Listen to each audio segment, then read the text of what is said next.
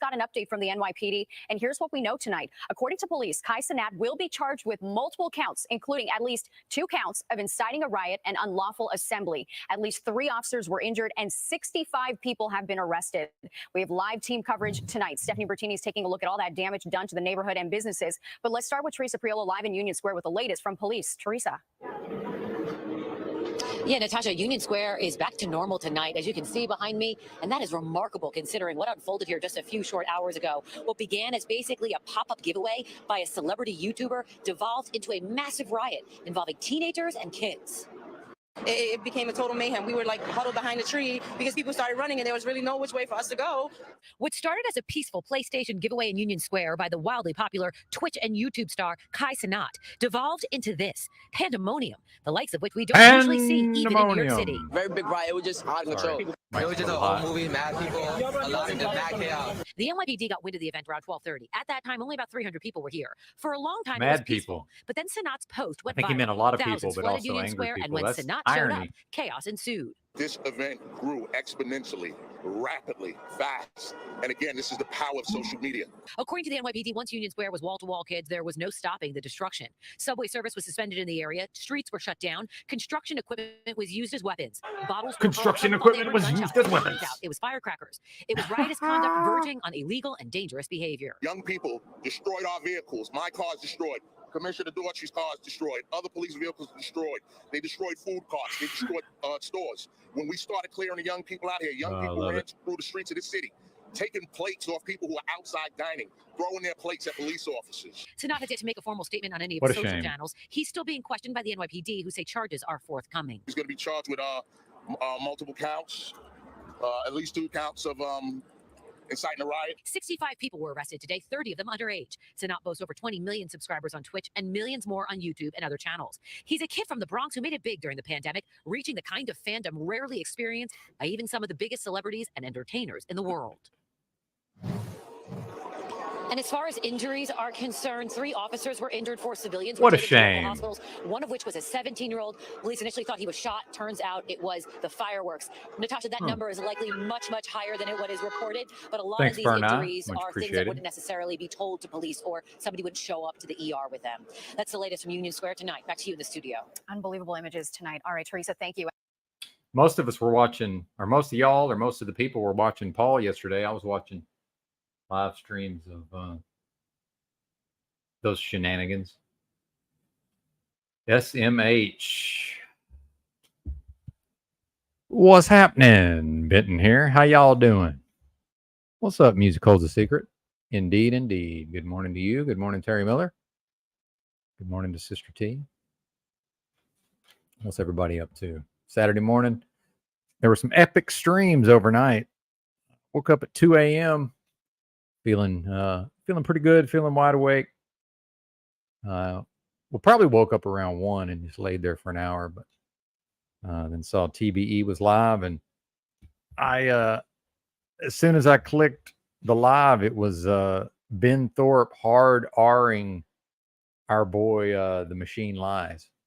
Did anybody catch that? And then yours truly appeared on the TBE after show with EBT, a quite intoxicated EBT. Yeah, I heard this about this Wes Watson.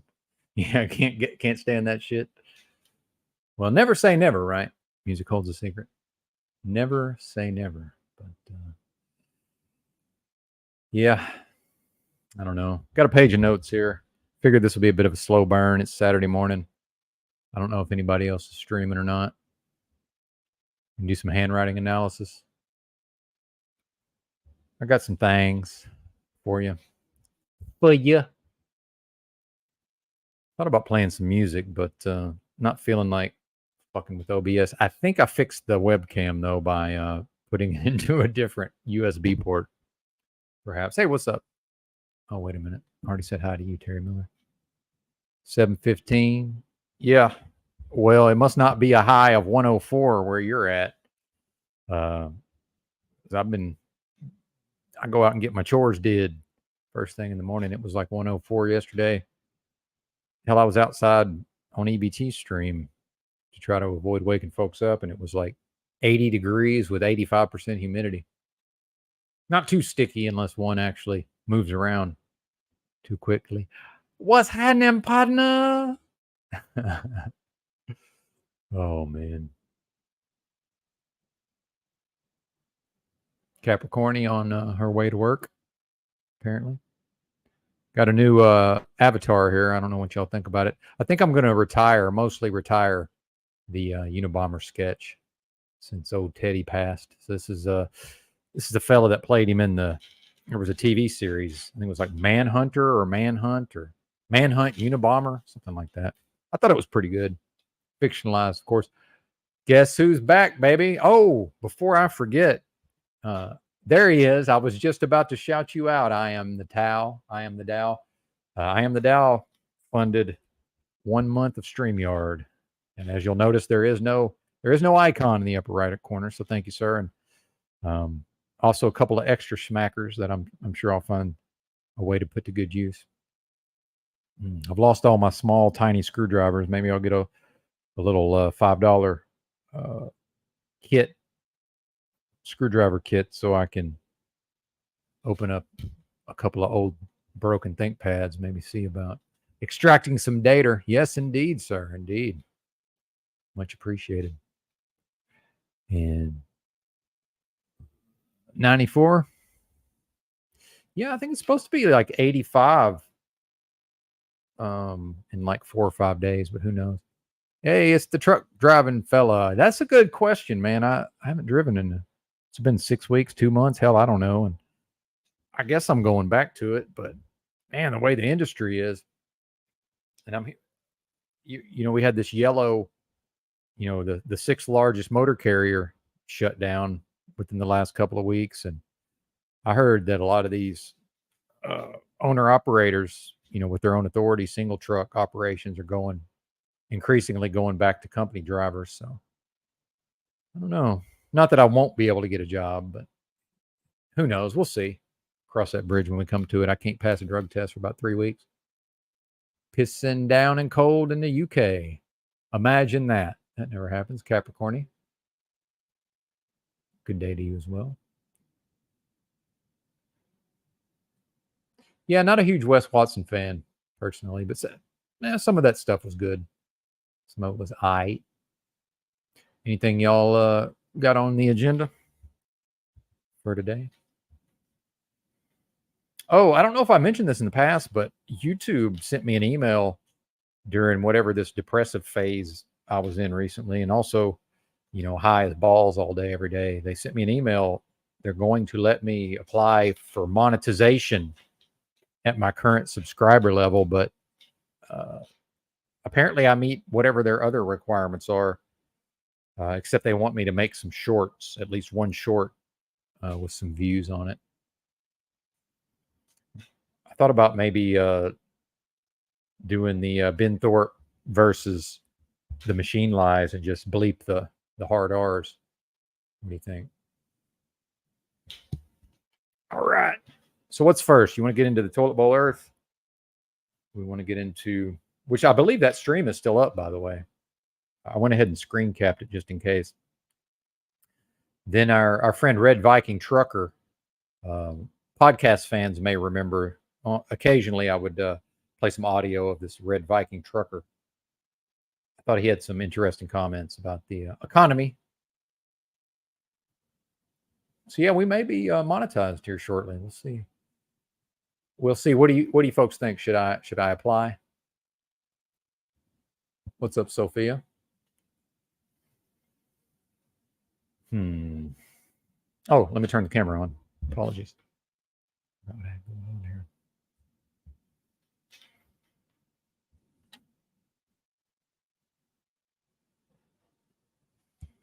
Bit of a slow Saturday morning, but that's okay. Oh, and maybe we'll do the O'Shea Benton recap. I've already heard some, when I had O'Shea on yesterday, I've already heard some, there's been a minor buzz about that conversation. I think maybe I would like to break down what I believe was the dynamic going on there. Some of the undertones and subtext of that convo, right? Thank you, Dow. I guess I will. I suppose I shall. I shall. Oh, and that Don Juan DeMarco fella that I had banned yesterday, I unbanned. So I seem to remember that poster being a pretty good contributor in the past in the live chat. So if anybody runs into Don Juan DeMarco other places, please let that poster know what he, she, it, whatever, sir, madam, baby, child is welcome to, well, not child, of course, but is welcome to come back. It's a line from Fear and Loathing in Las Vegas. Man, why is the comments always obscuring my face? Let's see if we can fix that. There we go. Well, not much better. Thanks, Bernie. Oh, there we go. Simple matter. Focus. I think I get around to cleaning up that all that nonsense on the bed behind me over there. What's up, James? Thank you, thank you. I may indeed be back. We'll see. You been where? Oh, persona non grata. Yeah, I'm persona non grata in some of these streets now. I tried to post. I posted on Toilet Bowl Earth stream, and he went ahead and blocked me. But that's fair play. I blocked him numerous times. However, he's unblocked for now. So who knows? At least he's left the stream up. Your phone overheat. Musical is the Secret's phone overheated outside when O'Shea was spurging yesterday, leaving in the shade. Yeah.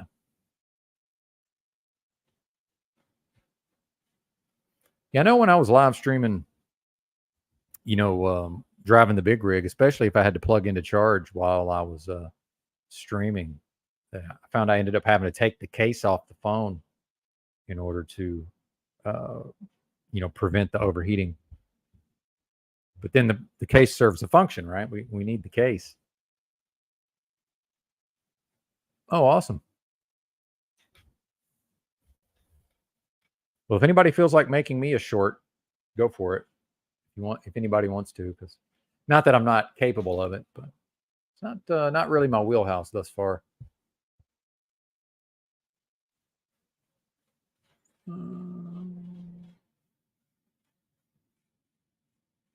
Who knows?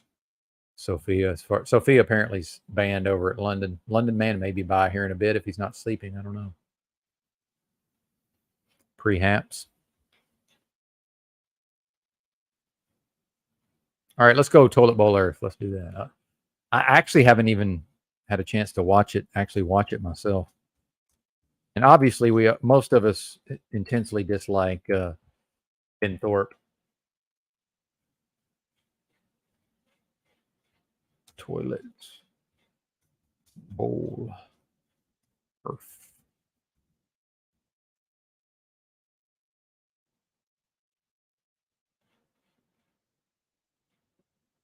People, but they're retards. I mean, what the fuck? What is the Muslim world produced ever? Who just left? Was that what's the contribution? Bernie? Algebra? Bernie What left. did you I don't know produce? I don't know. Christianity? Dude, what did you produce? What does European Christianity produce? What Okay, did I'm you not even gonna produce? go there. What did you produce, Ben Thorpe? I produced 6 beautiful children. Yo, Thorpe. I'm what's trying to your get name? close. I don't know what happened. I have no idea. Musical's a secret. All I know is she's blocked me. Couldn't tell you. I would guess, but apparently I was wrong about why Snicker Pie was gone. Although who knows? Snicker Pie came through the other day. I don't know. Good question. Good question.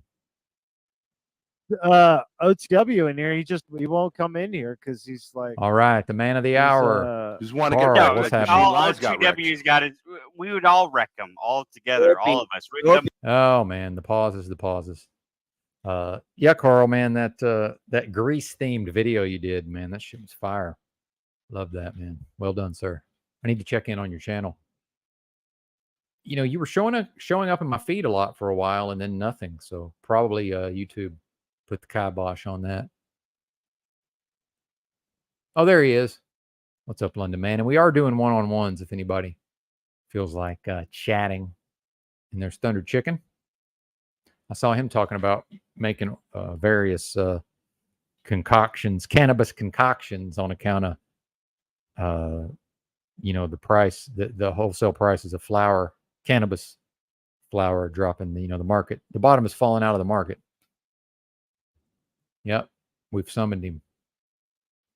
Here he is. Little low energy to start. We'll see if that's okay. See if we can step it up as things progress.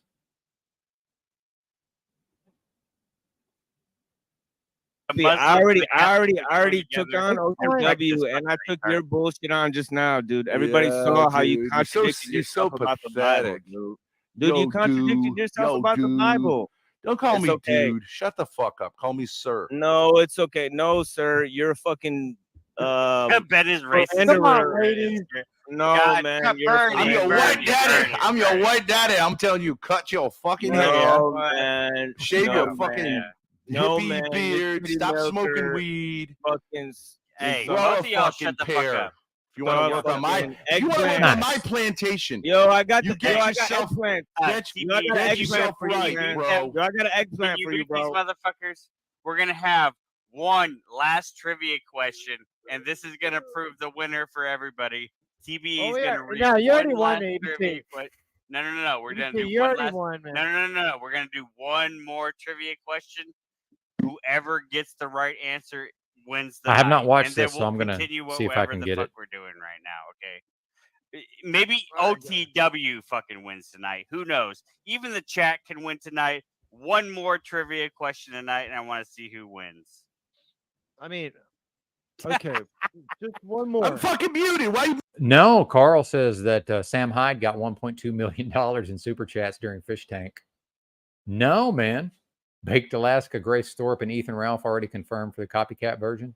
What's the copycat version? I'm out of the loop, Carl. Damn, dude. Actually, I will say this. I'm waiting for the actual.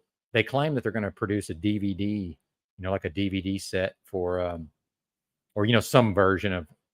It may not be physical DVDs, but whatever it's going to be. I'm actually waiting for that, the produced version to come out, and then I'm going to watch the whole thing, the edited, produced version. I mostly just kept up with it, through the people who were making clips. And even then, it was a lot of just the title of the, just reading like the title of the clip. I've heard of Baked Alaska, but I'm not really that familiar. Baked Alaska trying to set up a streamer house based on, oh, I see. He just got out of the slammer. Okay. Oh, yeah, I do know who that is. Yeah. I don't know that I'll have any interest in that necessarily, but they should put me in a streamer house. Well, I shouldn't say should, not them, but hey, I figure by now somebody would stick me in a little hovel somewhere and give me just enough money to maintain myself in the manner in which I'm accustomed and let me stream every day, but that's not going to happen. Obviously. Oh, I must have missed something here. Oh yeah, Ginger Rich got jokes. Mute me. I can't say the answer. And I'm going to tell you, everybody enjoy. Hey, shut the fuck up. Let me talk for a second. Hold on, I got you. Let me talk for a fucking second. I'll be out of here if you don't want to talk to me, bro. No. Yo, I'll be out of here. I'll be the fuck out of here if you want to know. Alcohol Go is plan your next poison. bombing. Get lost. No, I'm going to say, no, man. You're a racist. Shut the fuck up, motherfucker, Ben. dude. You're a racist, dude. Oh, dude, you're not gonna He's plan. not a racist. Come on. All you do is Muslim isn't a race. You're fucking Pakistani. Okay, you're Pakistani. It's like the Edge Lord Muslim Olympics. isn't a fucking race. Don't call him fucking. Except for Pakistani isn't maybe a race either. He isn't a race either. So Machine lies. Like, let's not do that. Let's not Okay, fucking well, do that. what about the daughter shit? You guys are gonna let that slide with the fucking Dude, bro, eggplant like, dancing around? Me and TV that have shit been for fun? with the Dwarfs from day fucking She one. can dance. Most A girl of the shit can't that dance. People think that it's bullshit. Okay, they think want it's to be bullshit, internet and what's the point of promoting yes, it? What's the point of promoting that shit? What's wrong with the girl? What's wrong with a beautiful girl promoting it. dancing? What's the problem with it? What's the problem? What's the problem with you talking about how you want to sexually humiliate your own daughter? What is that? Yeah, among other things. Yeah. What does that have to do with then Ben does this shit. Why this do we is have where to it is where we entertain go with that, this. Oh, bitches need to be checked.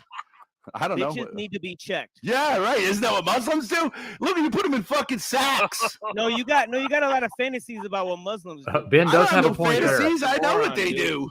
No, you're a fucking moron, dude. You From can't Rhode deal Island. with women. You can't You're deal with bitches, so you put them in you're a fucking moron sacks. from Rhode Island. And you lock them in a fucking closet. I mean, I get it, but it's retarded. Okay, You hold can't up. control your wife. You Need can't to control sing your daughter, and bitches need to be in check. Mm. Why don't you keep them in check, dude? Well, I'm Dude, not. you get cucked by I'm not. everyone, I'm dude. not. You I'm get not. cucked by the well, whole fucking internet, and your daughter's on display. All right, She's but on see display. now, see this is what a baby will put do. your You own won't let me fucking talk. daughter All right, on you won't let. display? Oh, is this your introduction to the Thorpes, Sophia? Burn Eye, what's happening, brother? What up? How are you? I'm doing good, man. Thanks for asking. What about yourself? Doing pretty good myself. Can't complain. Right on. Should be sleeping, but instead I'm awake. So I was like, hey, why not hop on and say hey to Benton? How are you today, good sir? Yeah, I'm glad you did. It's been interesting. I've already been on EBTs. You were there for that, right? EBT's after show. He's a Maybe busy for man. a minute of it. Yeah, I That's saw okay. it at the beginning, and then I kind of tuned out. Oh yeah, it got a little gay. I forgot. So yeah, but you don't want to have to admit to the watching the gay part. So yeah, I got you. I don't know if I ever got to the gay part. Thank God that I No didn't, worries, man. apparently. But yeah, just been uploading a bunch of shorts on Hang my on, what do we got channel here? of like different road trip stuff I've been doing. Going hiking lots and exploring all over, and it's been Nice. fun. Been fun. You're in the U.S. or what? Where is that? Canada, Western Canada. Oh, okay. Well, no, I know you live in Canada. Alberta here and on British vacation. Columbia through the Rocky Mountain Kootenays is what I've been doing. Okay. Nice. Trying to load up the other. Here we go. And then there's the other one there. Lots of fun wind farms and crazy mountain megaliths and lots of lakes, and maybe I might have encountered a Sasquatch. I don't know. I was too paralyzed in fear of whatever the F it was because it was giant and outside the camper. And yeah, that's a story on one of my recent lives. But now I understand why there's not so many videos of them, because literally, if you're in the middle of nowhere and one of these giant things comes up after, like, you hear it like kind of like grunting, snorting, making noises. It was like weird noises, and then it like went off, and then it like howl called sort of thing, and then like another one howl called back to it, and then you hear it like came back up from like the creek bed walking up, and then like to this 8-foot window I heard it freaking like sniffing, and I don't know how anything could have gotten 8 feet up to smell this window when it was like without bracing itself onto the camper. It would have had to been standing. And no, it wasn't a moose, because I went outside in the morning and I definitely checked for all tracks. There was no hoof tracks whatsoever, so no deer, no moose, no elk, no caribou, no reindeer. But there was tons of grass that was pushed down where it was normally the day before, completely undisturbed. And you could see footprint tracks coming from the dried up creek bed. It was actually kind of nuts. And this was in Headley, BC, one of the most isolated places, with a giant abandoned gold mine that is 47 miles, I think. Maybe it's kilometers, but I think it might be miles worth of abandoned mine shaft in this mountain right above where this was. Anyways. No, it wasn't no moose, man. And I've done a lot. Check out my channel. I've done a lot of hiking, a lot of backcountry, exploration. I can handle my own, and I know what a moose or a deer sort of is, and especially the tracks, man. It's the tracks that Yeah, any tracker will tell you. How about you, Benton? You done much tracking in your life? No, none. Not much backpacking No. at all? Hiking even? Up mountains? Nothing like that? No, I'm an urban type of fella. I just sound like I might be a Really? country Even when boy. you're like, I thought you drove trucks and shit for a bit. You didn't drive between places and like stop at like different. No, man, that's a myth actually about truck driving. Right, I guess Yeah. so. It See, is. this is a mountain. I was actually hiking yesterday up Mount Yamnuska. Although there is a giant cliff face that, yeah, I don't fucks with that. That's just insanity. But some people like straight go up ropes up that cliff. I don't do that. But I do climb the mountain on the hiking path with my dad there. And I think we discovered right here, it's going to zoom in on these two guys right here, these these guardian guys. They're like giant monolithic statues on the adjacent valley. There we go. There they are. Adjacent valley. And there's like a mine or something up above it. It's kind of nuts. I think I might have discovered something. I don't know. Or cute little chipmunks if you're into nature, and cute little chipmunks. Oh yeah, there we go. Cute chipmunk. Oh. And then my dog barks at him and he like ninja jumps away, but then he just instantly ninja jumps back and is like, I don't care, stupid dog. I just got to F's with bears and wolves and coyotes and shit. See, there he goes. And then he's like, boom, he's already back. He's already back. Cute little critter. And yeah, look at that mountain. Look at being up on top of these mountains. Kind of sketchy. You know, you're on top of a mountain, you fall off, you do die. But there's some crazy stuff up there. There's like petroglyphs and stuff written into the stones. And then, yeah, across here, once again, I'm zooming into these two monoliths and then what looks like staircases in the cliff behind these two two guardian monoliths, and then what looks like a giant carved out staircase and a cliff behind on some, I believe, native land, right? So who knows? Is it an undermountain ant city place? Could be. Burn Eye out here living his best life.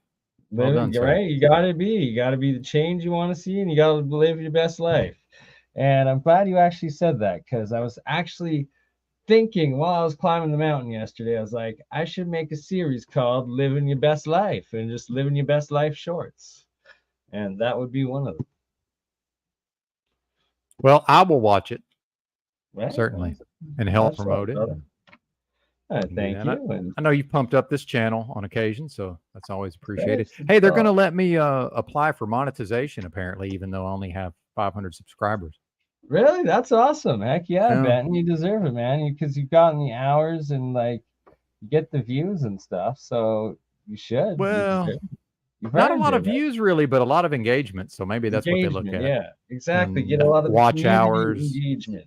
Yeah, watch hours. That's what I mean. The watch hours. Yeah, yeah. I'll never not be mystified or just flattered that people actually listen to me. So yeah, but yeah, good stuff. I don't know if you ever heard, but I actually traveled the country for 6 straight years. Actually, almost for a whole decade. Lived out of a backpack before I ever went into truck driving. So I went to 40 U.S. states. Well, but fuck urban, you too, John Wayne. Fuck you too. Sorry, urban areas. No, it's okay. Where did you go? You said, okay, I said you're a trucker. You must have gone stuff. You said that's a myth, but instead you backpacked across America for 6 years. Before I went into truck driving. Do you have content of it? Do you have videos and pictures of it? You should do some streams on that. There's a few pictures. They've been shown at times. Yeah, I probably have a few I could show you real quick if you're interested. Stories. Right? Yep. Exactly. And yeah, back then I wasn't into the content creation quite as much. right? It's like I wish that? I I think had back in the day, right? Like we'd all have like 10,000 or 100,000 or a million subscribers had we been making this shit, been doing content creation for 10 years, but no, only been doing it for 2, and it does not pay the bills, let me tell you. But yeah, I guess I'm almost at 10K subscribers, but it's still not enough to. There you go. I've got 2 channels that well over 10K between the 2 of them, and it is not enough to live off. Let me tell you. yeah, It's a side not going to hustle. pay the bills. It's a side hustle. My broke ass has Yep. to go get a job. But I'm also co-hosting APEC today, Alternative Propulsion Engineering Conference. We're going into the superconductors at room temperature, the lab Falcon Space that we have in New Jersey. They're in this process of reproducing this new freaking room temperature lead superconductor thing. And yeah, it's going to be an interesting conference today. So I should get ready for that and let you continue on your day. And sorry, John Way, that you think I'm gay, but fuck you and have a good day. Ta-ta. All right. That was Burn Eye. Always cool to see him around here. Yeah, I knew he lived in Canada. I couldn't really see what he was showing us initially. And I guess since I love the U.S., the geography of the United States so much, I thought perhaps he'd come down here on vacation. Canada is lovely as well, I'm sure. But yeah, it would be nice to live on some YouTube money, but I'm not sure that's in the cards, right? That's okay. That's okay. Yeah, I think, John, why you got to run Bernie off? Come on now. Is that what we're doing? And I don't like showing a lot of old pictures of myself because I notice especially these boomers like to try to masquerade, in 2023 with these pictures and profile pictures and avatars from when they were young. I don't like that shit. Thanks, man. Much appreciated. It's definitely not as deep as it was before. I've noticed that. So I got to get the old testosterone kicking in again. Actually, without being too graphic, there was a sign of maybe a reversal in my testosterone fortunes. There was a sign pointing in the right direction this morning. So perhaps the levels are on the rise. I don't know. Yeah, I took a road trip recently, but yeah, not as fun or interesting as it could have been. Yeah, I'll save that picture for another time. And I was listening to Bernie. I was trying to find some graphics to show to him in case he thought I was tuning him out. Okay. Shall we return to the fracas that we were listening to? All right, John, you're drunk and aggressive, sir. John Wayne, in case anybody's unaware, was a longtime podcast fan. Many people in the YouTube streets are not aware that back during the fake pandemic, I did something like 56 episodes of a podcast on my website that's not active at this time. Oh, Gatlinburg. Yeah. I've when I was backpacking, like I talked about with Bernie here briefly, I certainly went to Gatlinburg. 33 in the house, holla. But yeah, I try not to tell people what to do in the live chat, but if you were to choose to simmer down, nah, Mr. Wayne, that'd be okay with us. How about that? Is that a nice way to? Is that a nice way to say cool your jets? You're gonna talk over Dad. That's how you put win. your own daughter Faggot, faggot, faggot, faggot. For the world. All right, boys, come on. Wow, he's still doing it, and they muted him. All right, boys, cut yourself to the fucking world. Don't mute Ben, because then he'll just act out. Well, you could cut yourself Who to the muted him? world. Oh, so let me talk. Oh, this is TV. You're yeah. losing, dude.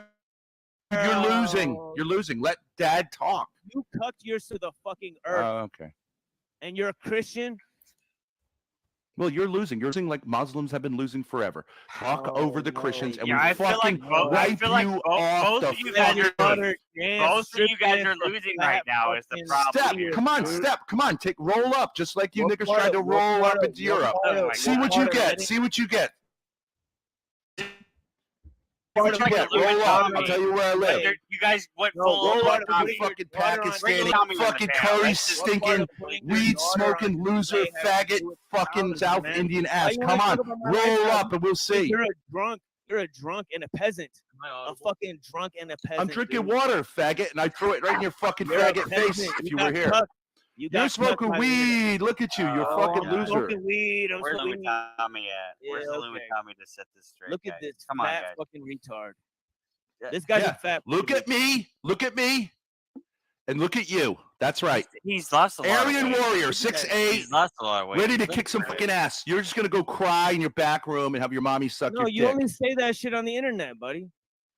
I'll say it. Yeah, I agree. RT says Ben Thorpe is insufferable. I agree. And then, by the way, it was I don't. If this hadn't been Machine Lies versus Ben Thorpe, there's no way I would even have bothered to screen cap this or be showing it to you. So yeah, this is your brain on alcohol.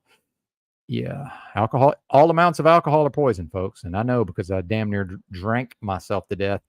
And you know, I'm a bit scatterbrained and all over the place.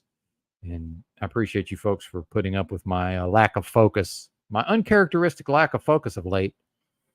And see, I already lost my train of thought trying to set up my own thought. This is your brain on alcohol, but yeah, I haven't been on alcohol in over a year.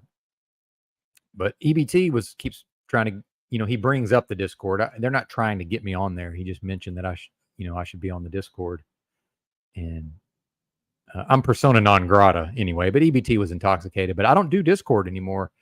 The way I look at it is during the time in which I was actively attempting to end my life via alcohol, most of what I was doing was on the Discord all day, every day. So I don't think that's a coincidence that at one of my lowest points ever in my entire life, that was the app of choice or the platform of choice. But good to see you, RT. Much appreciated. Yeah. Yeah. Come right here. I'll tell you my address. We'll go IRL, nigger.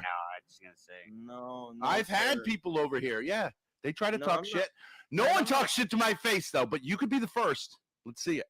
All right, Ben. That's enough. No. All right, boys. That's enough. You know. The problem is that you want to. I'm more of a macro doser, Roy, but just every once in a while. However, since I look like the popo, since I look like a police, it's pretty hard for me to actually acquire mushrooms. Every time I say that, people, try to, but no, let's not. I'm not getting them over the internet, so let's not. I understand that there's things that can be done, but let's steer away from that if y'all don't mind. But yeah, indeed, yeah, microdosing psilocybin. I was having a really good conversation with I won the trivia. It probably does. Everybody's mad they didn't win. Call me a faggot, but you want to cuck yourself to the internet, put your Y'all daughter gotta in ruin the your fucking- Where's your daughter? Where's your daughter, faggot? Where's your daughter? Where's my daughter? I'm not telling you about my daughter. Do you even have any children? Has that little weed That's none of smoking your dick business. Thank you. Exactly. That's none of your business. The machine lies. Wise man. Exactly. yours ever That's none of produce your- any All right, man. more That's life? enough. No. That's enough. I would- man. I would- We're not doing this shit, man. We're not doing this shit. We're not bringing What? people's families What? in EBT here. is the voice reason. I'm not doing that, man. I'm not. fuck We're was not. that? Yeah, don't bother. All right, man. Burnout I still hasn't appreciate used the- Discord. The debate that was pretty good, but we're going into people's families and talking this, that, and yada yada yada. Well, and apologies for the frequent pauses. Sophia says, "I wish I knew how to get shrooms. I have no experience with that. I hear it's amazing. And I don't recommend any substance to anybody. I'm not a proponent of these things. What I would advise, if anything, and I try not to give anyone advice about anything if at all possible, what I did was I extensively researched. I started over at erowid.org, EROWID.org. Back in the day, that was probably the best place to go, before all this social media and before YouTube became what it has become. That's a website where people talk about, various drugs, compounds, and their effects. And then people are able to post their own, they call them like trip reports. I think that's what they call them, about the substances. So Yeah, Thunder Chicken. I know at one point he said he was inviting. Don't let me speak for you, Thunder Chicken, but this was what I understood your meaning to be. He was saying that he wanted people to come help him work the land. Maybe am I misunderstanding that? But between what he said about all this cannabis and these mushrooms, man, if I was fit for physical labor, I'd be down there, brother. But fortunately or unfortunately, I'm not capable of putting in a day's work. And every time I say that, somebody, whether it's in real life or metaversely, I'm just immediately told that I can. Oh, okay. Thanks. It's not like I haven't dug in the dirt for 8 straight hours before. You think I don't know that I'm not capable of that now because of my illnesses? But anyway, I digress. Apologies. Yeah. See, that's the thing. Yeah. At one time, I would have been the perfect person for that, Thunder Chicken, for physical labor, and I enjoyed it, but unfortunately, not able to do it. But yeah, Sophia, anybody that's going to do especially something psychedelic or that can cause hallucinations, highly recommended to know what you're getting into, what one is getting themselves into. Yes. Well, see, she says she wants to be with someone safe. I don't see that. Anyway, I think we're all different that way, right? In those ways. I don't want nobody around.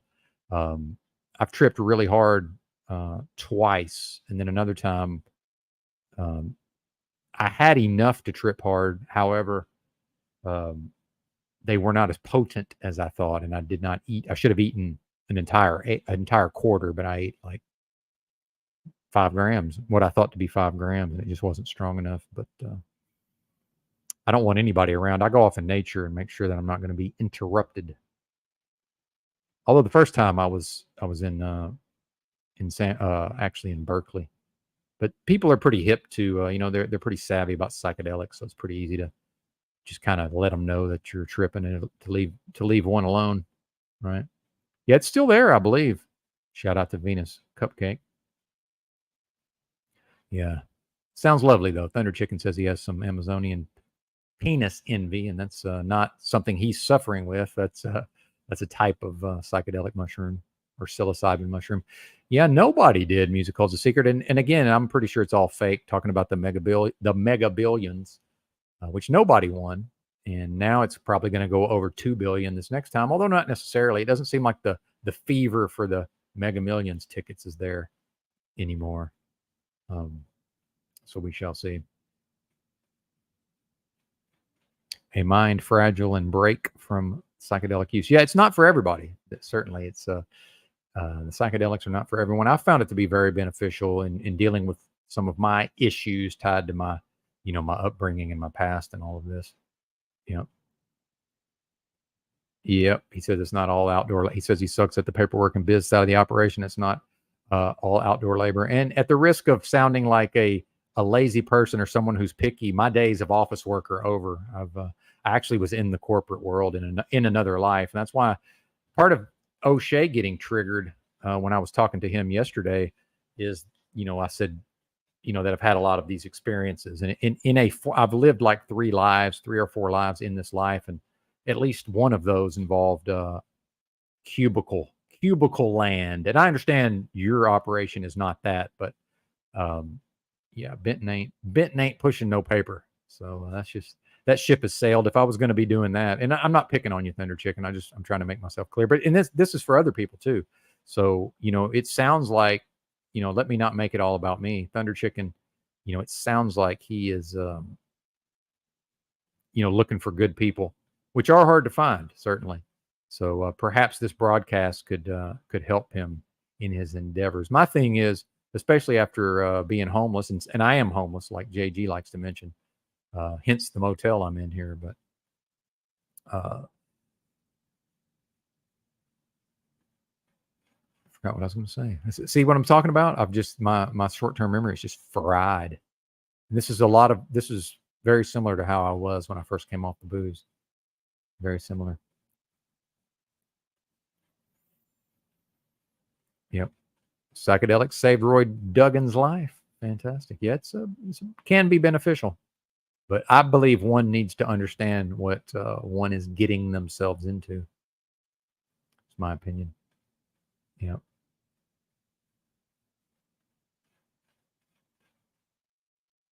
But yeah, and I'm not trying to. I don't. Yeah, here he is. Okay. Yeah. Yeah, man. Indeed, exactly. He said it's hard to be a one-man show, and that's how I feel about this YouTube sometimes, because I know I have my own lane and I have, certain strengths and certain things that I'm good at. But this idea that it's up to the individual to just do it all themselves, I just don't have those skills all the way around. And I understand that I could develop them, but at this stage of the game, I have no interest. John Wayne, psychedelics wasted my life. Oh man, love you, brother. Oh man. Oh, well played, sir. Well played.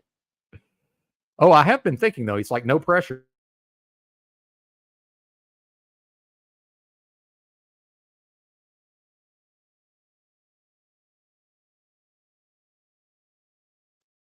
Well, it'll work out if the motel Wi-Fi cooperates. Dude, the cell service here is terrible. So I'm not using the Verizon hotspot at this time.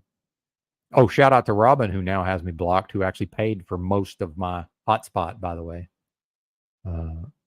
through donations. No, thanks, Sophie. I'm good on that. Much appreciated, though. I appreciate you trying to help. She's offering up Moose as a producer. Thank you. Thanks, but no thanks. I like Moose also. Yeah, Moose. Me and Moose have a little bit of a, we've interacted quite a bit, and he was here on the channel much of the time there for a while. So, indeed. But yeah, I'm going to send you. I'm going to try. Well, let's see if I can say this without saying things that I don't mean. I think you can. It's certainly possible for you to find someone with these talents and abilities. Now, how flaky people can be, and I think the personal side of things is really, that's where it becomes fraught with peril, in my view. People's, and that's what we're going to get into. I teased this Red Viking trucker clip coming up, and that's what he's addressing, is just the actual state, the mental state, the psychological state that people are have entered into and are entering into, based on these economic woes, right? So, it'd be something, you get the right person in the right place, and then they just lose their shit, right? But I don't want to go negative with it. But yeah, I mainly just want to make it clear I'm not that person that Thunder Chicken's looking for. Although I may have been at one time, or I could certainly be like the assistant to the office person and like the assistant to digging in the dirt. You see what I'm saying? Like, you definitely can't find people that that actually enjoy digging all day, and at the same time can like type 80 words a minute, and actually are capable of pushing paper, right? Which brings us to Cecil. Oh, there's Cecil dirt. Have y'all heard about this? Although EBT was, it may have just been that EBT was drunk. We're going to get into that too. And yeah, fucking Cecil, man. Truther Cop was the producer for a while. The problem with Truther Cop is we don't keep the same hours necessarily. Although when I was rolling out of the truck stop at midnight, that's where he was still up and I was just getting started. But the reality is, he's got his own thing going and putting a lot of time into it. But I certainly enjoyed the, the time that Truther Cop spent as Airsat's producer, if I'm pronouncing that properly, or Ersatz. He just sort of took the mantle, right? He just got in where he fit in, which I do really appreciate, because that was another theme of the channel at a certain time, was get in where you fit in, teamwork. If anybody recalls, these discussions of an ad hoc grassroots type of movement, or even, I was hesitating to call it community at the time, but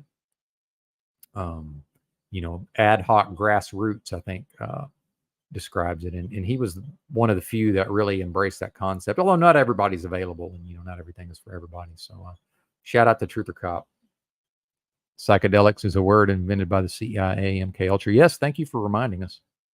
Thank you for reminding it. Yeah. Well, there's not going to be any more Cecil and cabbage chopping, at least not around these parts. Yeah, he's persona non grata. at least as far as this goes. Yeah, Roy would love to see that combo. Yeah. What, me digging in the dirt, or are you talking? I don't even know. I'm lost now. But that's okay. That's it's a little over the line. There's a certain point I'm gonna have to just come in and have Yeah, to stop that. it's I mean, really. I appreciate. Smokey, you're entering a world of pain.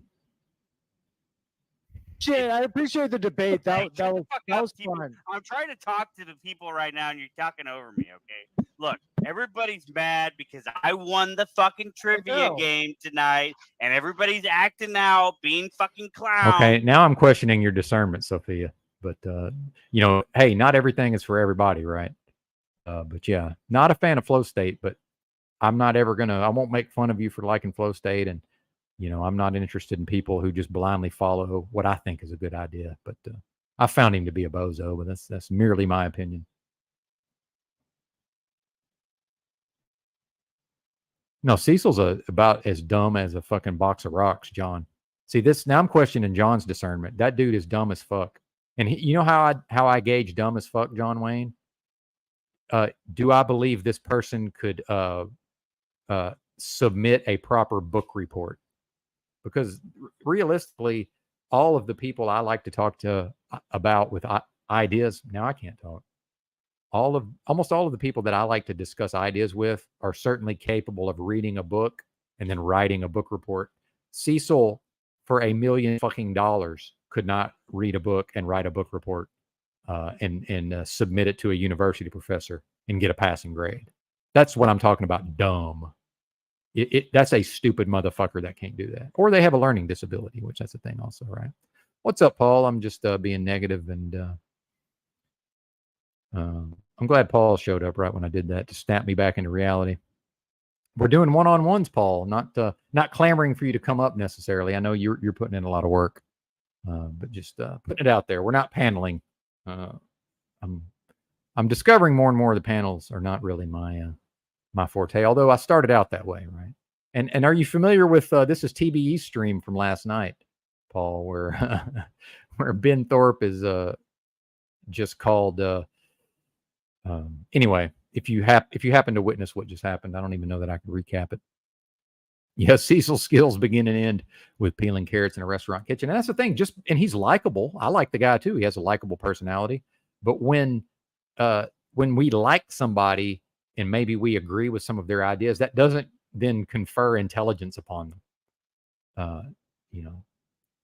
There's a reason, and I don't know if he was in the military, but there's a reason why they have the ASVAB and 25 is a passing grade, right? There's a reason for that. And meanwhile, they do give waivers to people under certain circumstances that can't even score a 25.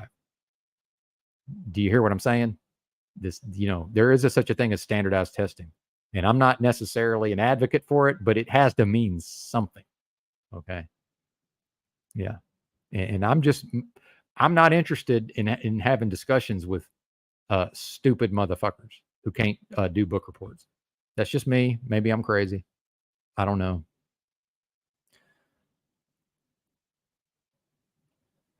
Indeed, Paul. Indeed. Well, and John Wayne is very smart. He's just very drunk because I've talked with John Wayne through email enough. He's quite intelligent. He's just very intoxicated. Oh, are you serious?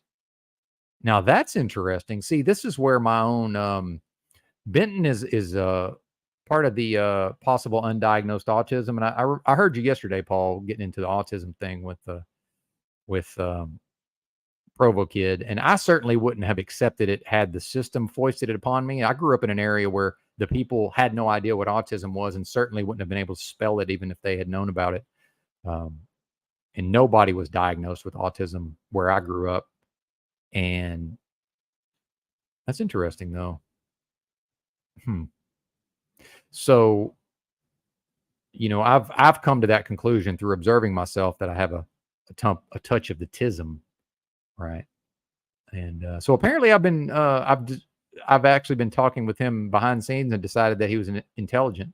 And now on one name, and now I've had him on my channel under a different name, and I'm saying that he can't even do a book report. So what is this? Is my discernment lacking, or am I just did I try to pump up John Wayne because he he showed interest in my podcast. That's interesting. I'm gonna have to mull that over. Now, here's the question: is do we keep John Wayne around? And I'm certainly not a fan of people who show up under different screen names and don't make themselves known, right? Like at least Rob, you know, at some point he tells you that it's Rob. You know, he's not just popping in under some different name. You know. Well, see, now I don't know who to believe. Well, anyway, we'll leave that for another day. I'd like to think you're not, John, because I'm cool with John Wayne, so I'd like to think that you're not. Yeah, indeed. Great shows here of late, Paul, but that's nothing new. That's nothing new, right? And I did. I was on with EBT a few hours ago, and me and him, you got brought up, Paul, and I did say some things that I'm certain will be construed as me throwing shade your way. So just be aware of that. As far as I know, I have it recorded. I screen recorded it, so in case the stream disappears, so that because I certainly know that everything I say out here is a matter of the public record. So, but I also know that people love to hear something and then run back to daddy with it, right? You know, Benton's over there defalcating. No, sir. But I did say something that I would certainly say to you directly. I'm not trying to build up the mystery either. But yeah, always good to see Paul around here. Always good. I'm going to repeat this. Well, and are you familiar with Ben Thorpe? Because I know for a while there were folks who wanted to get Ben Thorpe, and they were hoping to get Ben Thorpe and Paul on the same panel. Well, that's YouTube doing that, unless sometimes we have rogue moderators, apparently, but sometimes YouTube does that, Terry, because I'm not doing that.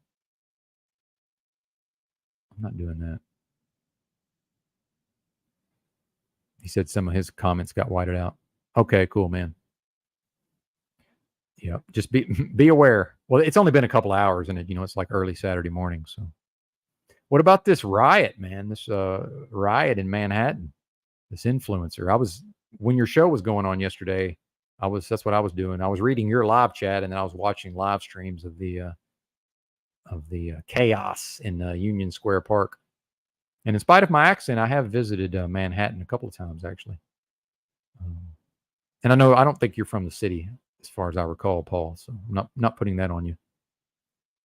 Paul would dispense with Ben Thorpe in a minute. Well, lest we forget, I defeated, although it's debatable, but I defeated Ben Thorpe one-on-one. So I'm pretty sure Paul wouldn't have any problem with him. And when Paul and Yurt were going at it, there were people who wanted me to jump in or to try to take on Paul. And I said, why? I'm going to put all my thoughts and energy and effort into maybe fighting the guy to a draw, but probably losing. Like, what's the point of that? And it's going to take a lot out of me, and I'm going to have to really prepare my fucking strategies and shit and really control myself. And it's like, for what? What do I win? Meanwhile, we're cool. So, as far as I can tell anyway. So I said, let Yurt try. And you saw what happened to Yurt. During that. That was good stuff. Yeah. A lot of projection. Mitchell's been hitting me real hard lately, which I find fascinating. And that's how it's projection, because Mitchell, there's many things that he could attack me with that actually do kind of bother me, but the stuff he hits me with, it's stuff that has to be him projecting. Who's vegan? Who's the vegan? Do we have vegans here? I'm dying of various illnesses, sir. I eat meat if I'm able to. All right, here we go. What's up, man? What's going on, guy? No, here we go. Yeah. What's going on, sir? Yeah, I know you don't like the zoomed in, so. Oh, just I don't know what's going on. You tell me. Greatest show on earth, apparently. Not this one. Yeah, just in general. Yeah, we need folks who got a lot to type to come up and talk. That's what this format is. If you're here all day, every day. Go ahead. And I said that I was doing one-on-ones, but if you want to run the panel, we can certainly get some people up here. I'll just end up dropping into the background, which I kind of like doing that sometimes, but that's up to you. We'll leave that up Oh to you. yeah, well, I didn't even put two and two together. If you'd rather stay away from that, I don't necessarily blame you. Or maybe we just do a 2-in-1 situation rather than a whole panel of intransigents, as you like to say. we can maybe do a 2-on-1, one at a time. That'll work. So we'll leave that up to them if they want to come.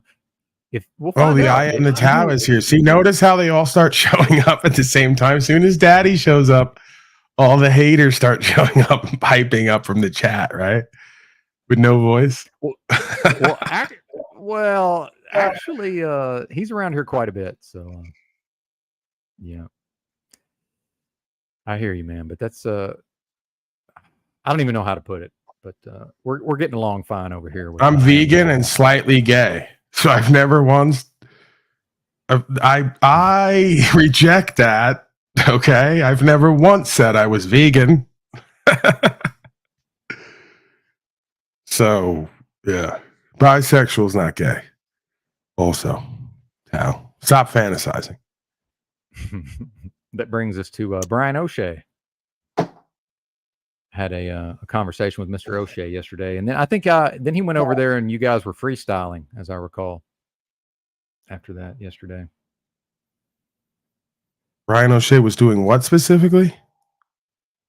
Oh, he was over here. Me and him had a one-on-one conversation, and there were some gay undertones, I would say, from my perspective. Yeah, from my perspective. Hey, bro, everybody's always projecting the gay shit here and there because they're insecure with themselves.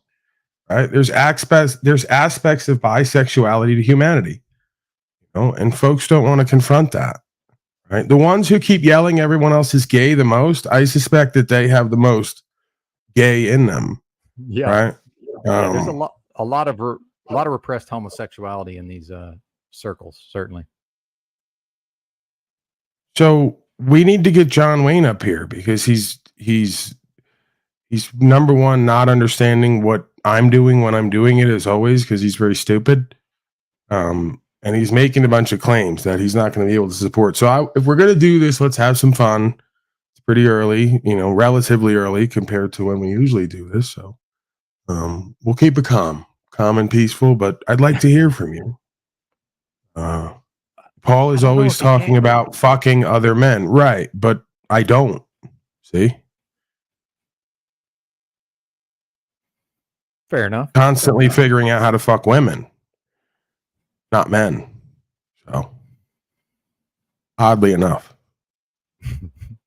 I'm not even figuring out how to fuck women. I'm figuring out which of all the women who are coming forth who want to fuck me nowadays that I'm going to fuck. So, yes. It's a hard problem to have, right?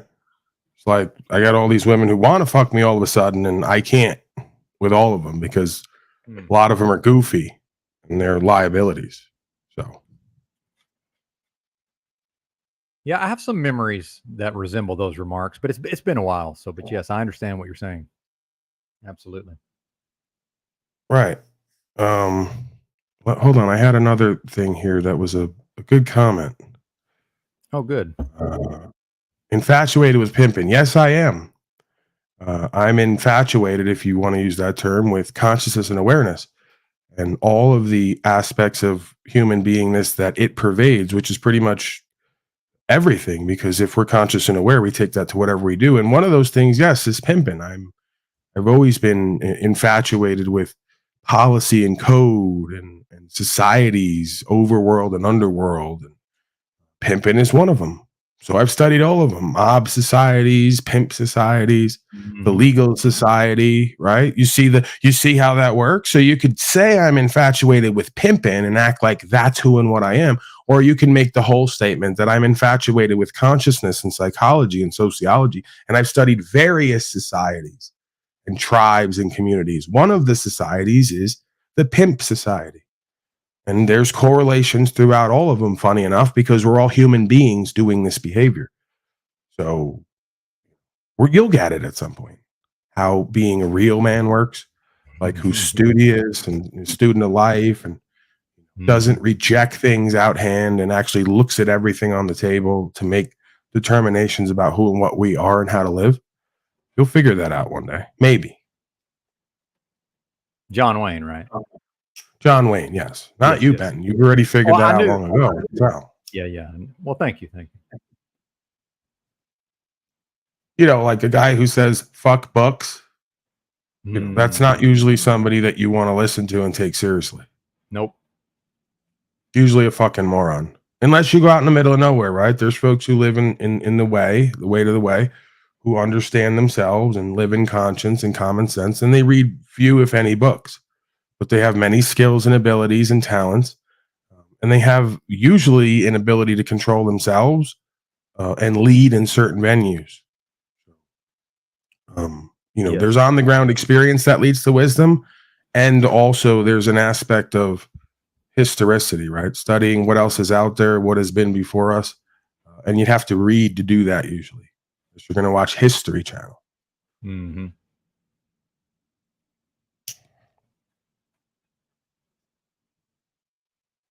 Go ahead, Ben. What else do you got, man? What do you got on the agenda? Anything on the agenda? Because they're never going to come up, right? They're punk ass cowards in life, so they're never going to come up. I call them out every day, and they never come up. So we move on. Well, then we have another dynamic where apparently it's possible that this John Wayne is actually Cecil, who's been on this channel quite a bit in the past, but who's no longer welcome necessarily. So I'm not even sure that person can come up, but we don't know. It's a bit of a mystery. Oh, I say I block everyone. I say bring them all up and watch how they don't come up because they're punk ass cowards. They know it and I know it. I don't care what the audience thinks. I know them. I know me, so I know them. And I know what it's taken for me to go past aspects of myself and be a different person. I know they haven't done it. Evident. Yeah, and that's been a theme. That's certainly been one of the major themes.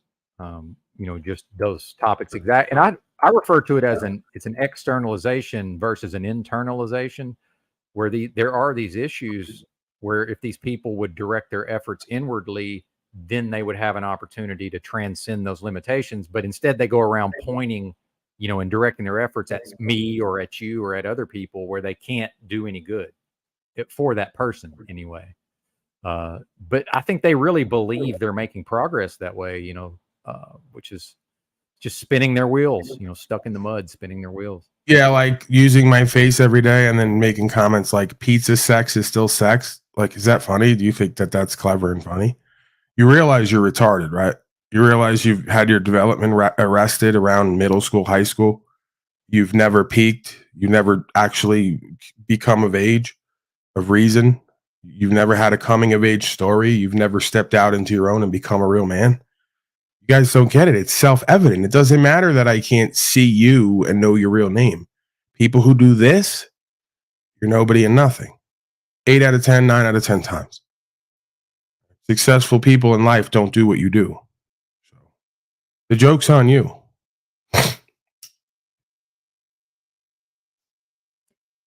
Well, just for the record, I do find many of Dow's posts to be humorous.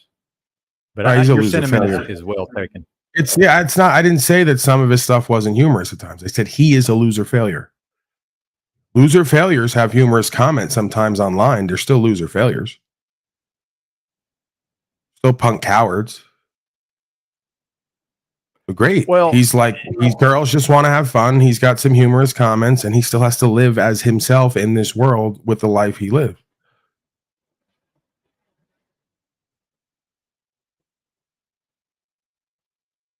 I'd rather be me than be him.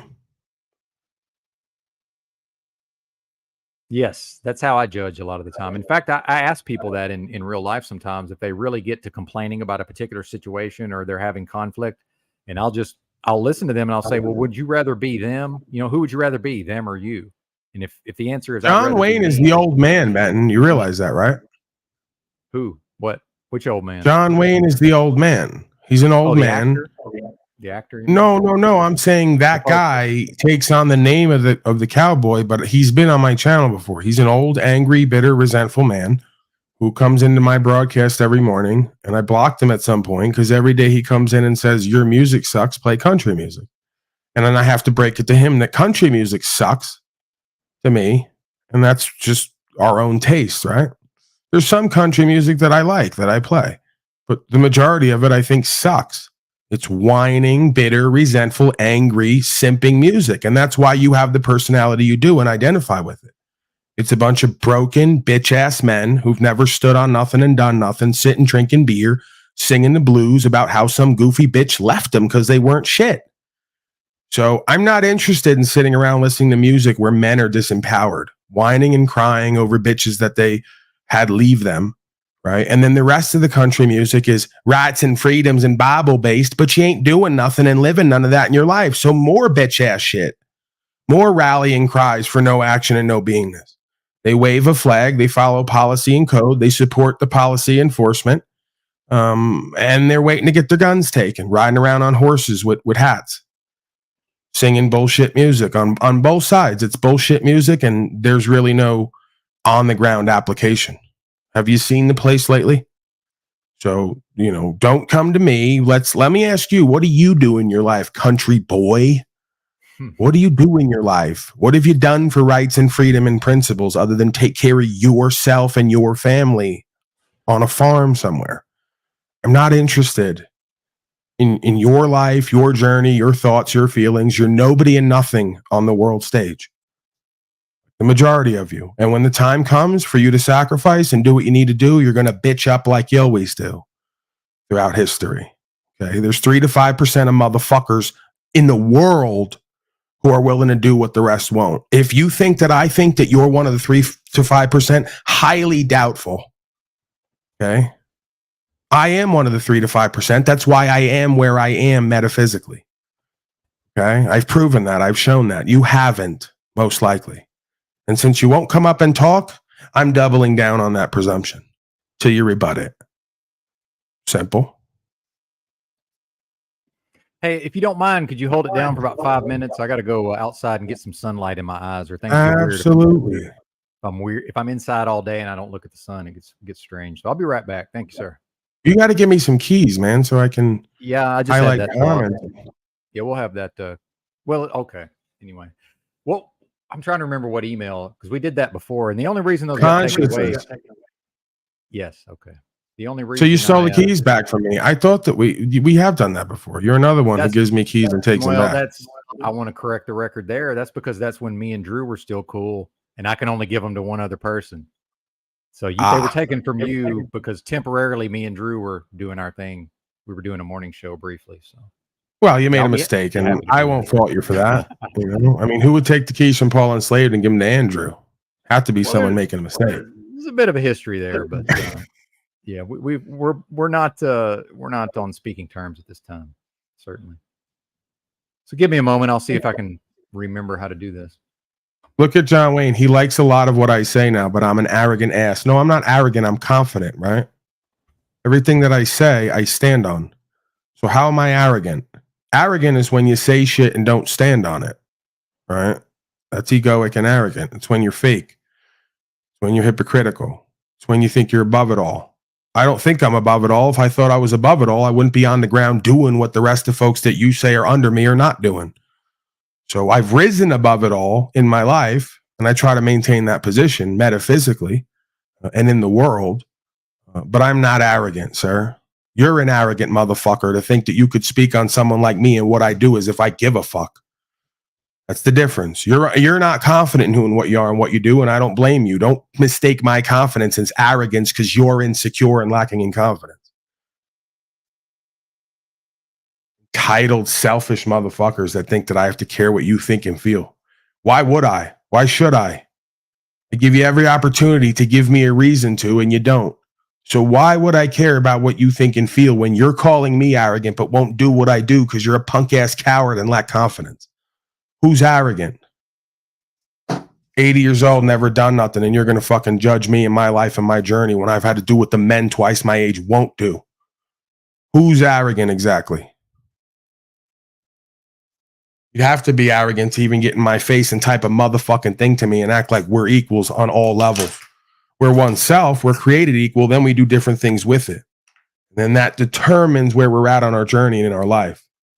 That determines how much honor and respect that we're going to command. that determines how trustworthy you are and how much of a servant of truth you are. So unless you got that in my book and in my world, or you're willing to do that and wanting to be on that path, I really don't respect you outright anyway. It's just the way that I live. That's the way that I roll. If you think it's arrogant, I really don't give a fuck. I had to become that way. I had to be that way.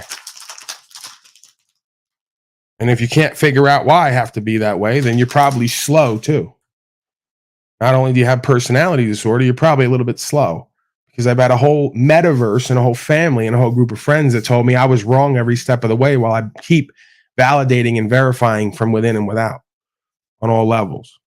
Right? So, of course, I had to become so confident and faithful in myself and my process and my journey that it would seem arrogant to everybody else in my life, because I didn't give a fuck about what they thought and felt anymore.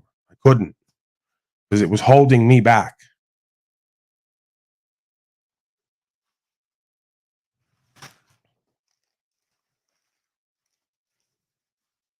You're being arrogant now, dude. Shut up.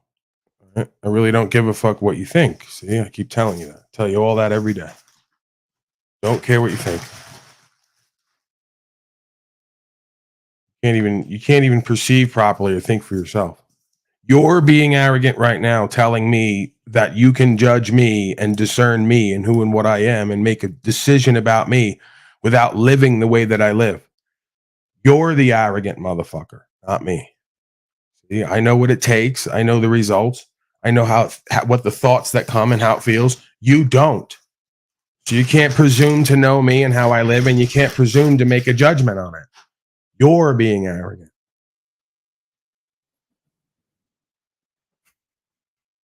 Here, this is who I'd like to have come up as a quantum epic. You want to bang her, don't you, Benton?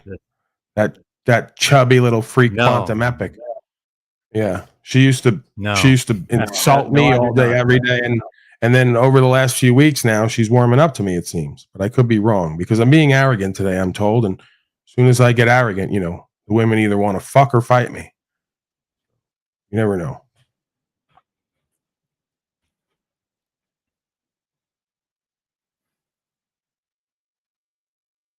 All right.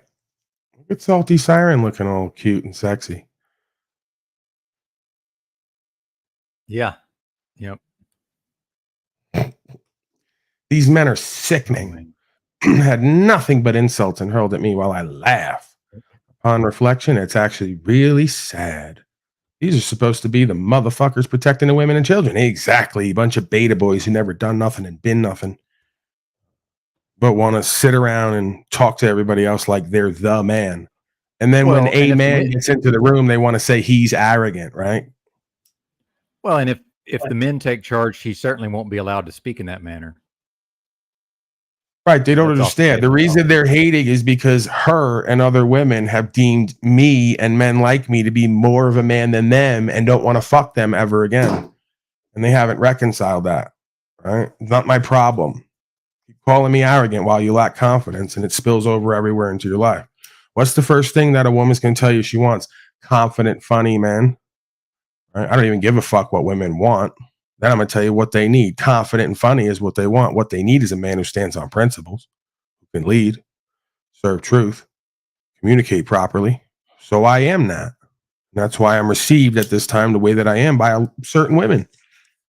Well, you're not received that way, and it's not my problem. It's yours.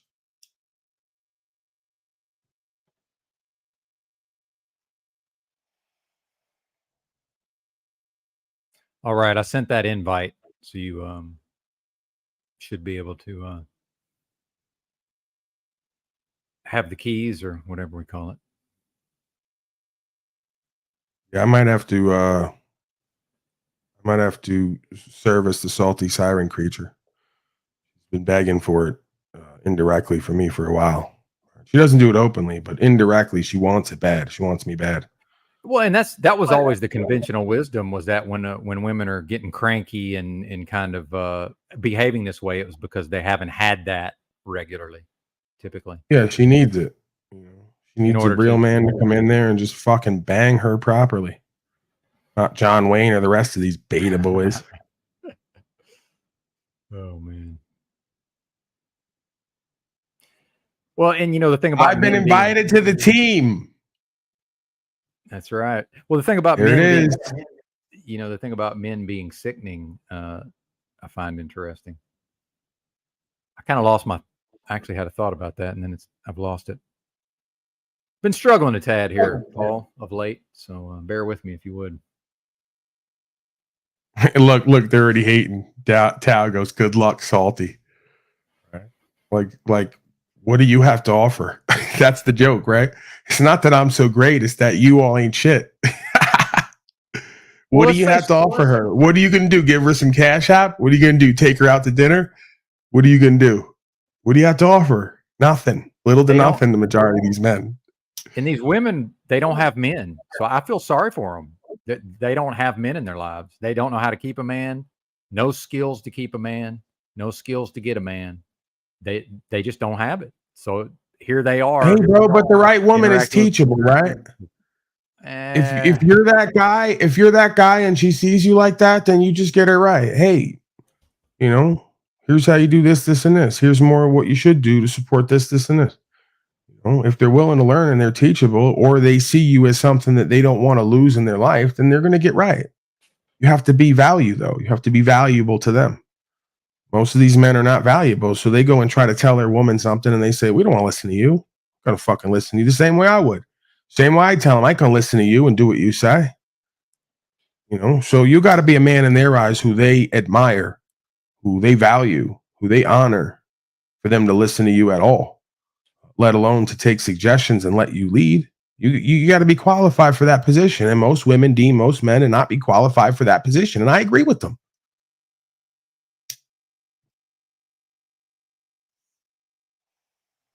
What's my take on MGTOW? We talked about this on my channel. See, they call it men going their own way, right? And it's a new thing. I say it's a very old thing. Men went their own way a long time ago. They've been chasing money and pussy, status, position, worldly power, respect from other men who they deem as men, who aren't real men. So it's because men went their own way a long time ago and didn't stand for rights, freedom, and principles, and didn't protect the women and children, and didn't give them leadership and good game and knowledge of self, that women decided to go their own way. Once women decided to go their own way and stop putting up with the majority of men's bullshit, they started MGTOW because they're bitter and resentful that now they don't have access to the kind of women they want, and they can't keep them happy because they're not the men they need to be. If you were the man you needed to be, you wouldn't need MGTOW because you'd have a list of women who wanted to fuck with you. And then you'd have to decide who's a liability and who's not. These men don't have options of women, especially higher value women. If they do have options of women, they're all low value women. So if you get enough low value women with horrible instances in your life, horrible results, you're going to wind up getting bitter and resentful, and then you're going to go your own way. That's what we have. See, if you knew your role and position and you had the understanding and you saw the results, then you'd love women in the process. You would know that you're respectable and honorable and trustworthy, self-actualized and realized, and you'd love women in the process of working with them and making love to them and leading them, and hopefully, faithfully, having a long-term situation where you can at least stay friends, co-create, work together, be part of a community. So that's what I see. The majority of these MGTOWs can't produce one woman that they've ever fucked or been with who can tell positive results to the rest of the world.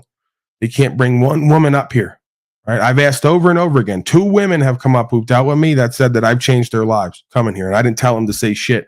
One of them I didn't even know was coming here. I didn't want her up.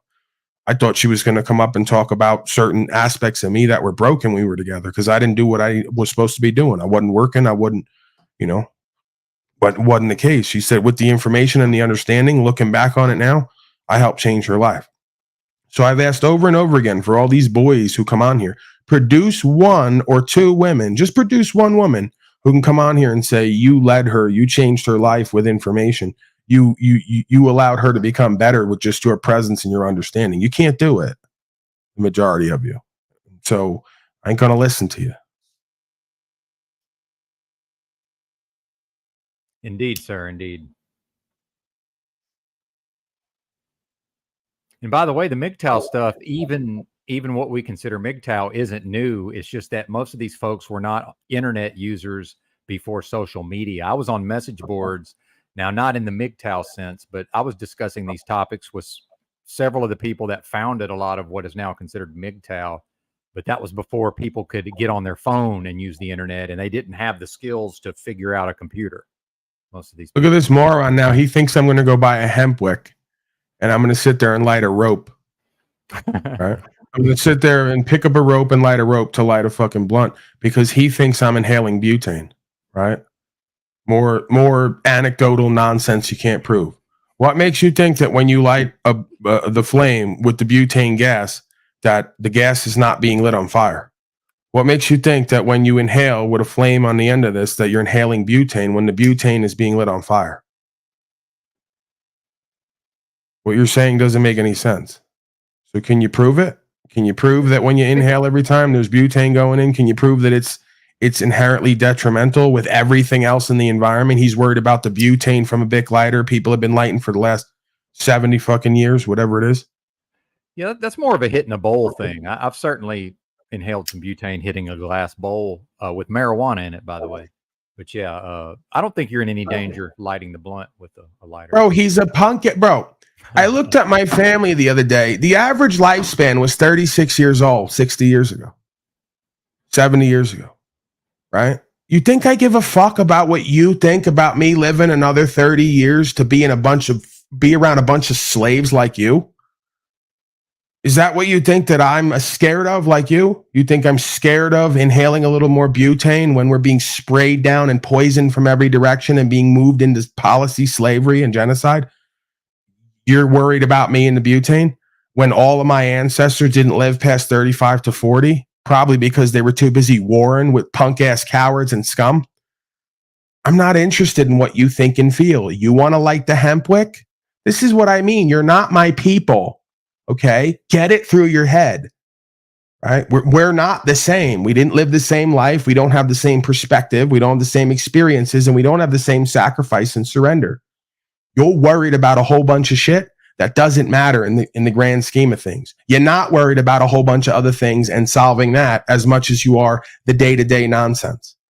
So tell me all about the Bic lighter and me inhaling the butane while you're getting sprayed down and poisoned and you're a fucking slave, punk coward who's worried about living another 30 years when you have an eternal life within you.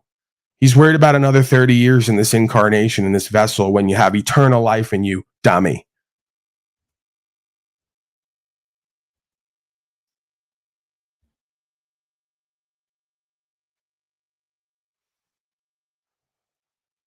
Well, I was sending an email, so I was zoned out. I forgot I had two monitors. I don't know why I'm trying to do everything. There you go. No, he's back to his default position. That's where I want him. He's not here for me. Exactly. You're not here for me. You're here for yourself and your own bullshit. You're not here to care for me and what's true and what's right. So don't try to bullshit me and make me think you are, because you're not. You're here for your own reasons and your own agenda. Okay? And you're not my people. And in real life, I wouldn't fuck with you. You want me to lie to you so I can get money up out of everybody and grift and bullshit like everyone else? Oh, I love everyone and therefore everybody's my friend. No, I care about everybody on some level, but the majority of folks, because of the way you live and act and the shit you do and don't do, I wouldn't fuck with you and deal with you and do business with you because it always goes bad, right? And that's what the Tao says. See, you make a joke about the Tao, but I live the information. Don't live and work with men and women who don't care. You don't really care about truth. You really ain't going to do nothing in this life with your vessel to make a change in yourself and in the world. So why would I live with you and work with you and care about you when you don't care about truth or me or what's right and ain't going to do nothing? I meant I'm here at Benton's show. Yeah, we're not playing power games. Benton defers to me at times. He likes when I do monologues and speak. He likes to take a break. His health isn't the greatest. Stop acting like we give a fuck what you're here doing. We don't. I don't. I'm not speaking for him. He might. I don't. Yeah, he cares obviously what I'm here doing, or he wouldn't have me here. And so that's all we need. Yeah. Right. Me and him care about what we're doing here. Well said. Well said. Yeah, Dow is definitely welcome and will continue to be so. But these are not. It's my show now. No, Benton. No. Stop, please. It's my show now. Okay. All right. It's my show now. That's it. He already said he's going to leave and I'm going to run the show and broadcast. And you know what? I didn't want to do that, but if it pisses you off and triggers haters and slaves and cowards, it's my show now. Yeah, just turn his camera off and mute it. That's it. It's the Paulie Boy broadcast. Welcome. Illuma Slavery, I Am the Tao, John Wayne, all the other punk, coward, insecure, egoic, arrogant slaves who project onto me but don't do nothing in their life and don't change their life or anyone else's. It's good to be here with you folks. Would you like to come on? Hold on, I'm going to restart. I'm going to restart because I got the keys now. That's really going to piss them off. I got Benton's keys. I'm running the broadcast now, and I need to put down a link. So I'm going to restart. Benton, if you got to come back, I'll be right back.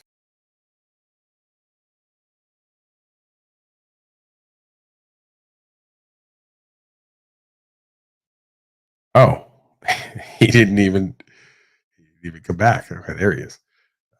I got the, wait, where's the chat box? Oh, I can't comment from the StreamYard? That's bizarre.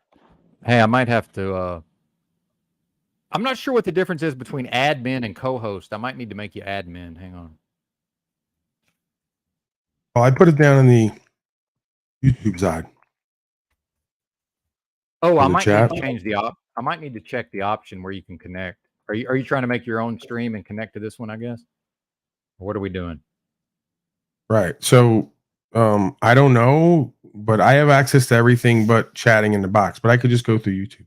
If this monkey brings low up on bounce, we don't care if you leave. Could you leave now? Because you have nowhere to go and nothing to do. So you're probably lying. You're just not going to type anymore, but you're still going to watch and listen. We don't care either way, whether you're here watching, listening, typing, or leave. So if Lou decides to come up, Lou, come on up so we can get this moron out of here, or at least stop typing. He's not going to leave, but he'll stop typing. We don't care if you bounce or not. What makes him think that anyone cares if he stays or goes? There's the arrogance again. There's the entitled arrogance. He thinks we care about whether he leaves or goes. All right, you're upgraded to admin. Perfect. I just resubscribed to StreamYard today, so I'm not sure if I have the option for you to join the link, but you should be able to. All right, I'm going to restart it. Cool. I'll hold it down in the meantime. Well, this is certainly interesting. I didn't know what I meant. Oh, he's back. Is he back? Oh, there he is. Well, that was fast. Okay, now I can do it. Yeah. Sweet. Now I can type, but it comes out as you. Yes. That's the rub. Yeah, it makes it seems like it's me typing. Oh, Illuma Tommy's typing. So you know what? Now I have to time out. 5 minutes. Time out. 5 minutes time out for John Wayne. 5 minutes time out for I Am the Tao. All three. Oh no. All three miscreants. Yeah, Benton, they need just 5 minutes. 5 minutes in timeout for all three miscreants. This is how I run my broadcast. So it would only be right if I ran yours the same way. Because they can come up, right? At least Tommy can come up. He's known to be up here. You guys have a rapport, I'm sure. Yes. Why take up all this space in the chat box when folks can come up and just have a conversation? You don't really care about Benton. You guys don't care about his health. You don't want to take some pressure off him. You don't want to create a conversation. You just want him to fucking die on the broadcast. That's what you want. You guys I see the way you guys talk about Benton and other people, and you're horrible people. Seriously. I never make fun of Benton's condition. You guys make fun of his condition everywhere. It's like you want him to die and you want him to do it on the broadcast so you can fucking laugh at it. It's how sick and twisted you are. Right? I don't want that, oddly enough. It's bad karma to think like that and live like that. Well, thank you. Bring up Riot Ocean. Yeah, Let's talk to Ocean. I'm cool with. But yeah, I keep hearing myself. You got a speaker on there, or what's going on? Oh, okay. Okay. Cool. Yeah, let me. Yeah, I'm going to take a break since you're here. All right. We'll hang out a little bit. Appreciate it. There you go. I do care about Benton. You can suck lighters, fat boy. Yeah, that's the real you. Real you is now you're pretending to care about him while you show that you hate me. While you just pretended to care about me before. So are you lying then or now? It's the same thing that applies to me applies to him. Before you said you cared about me or here for me. Now you don't. And it was that quick. I just had to say something on a broadcast, and you went from caring about me and being here for me to telling me to suck more lighters and die. That's who and what you really are. You're a miserable, angry, bitter, resentful slave who has no purpose and meaning in life and have to come here to find something to pick on, find fault with.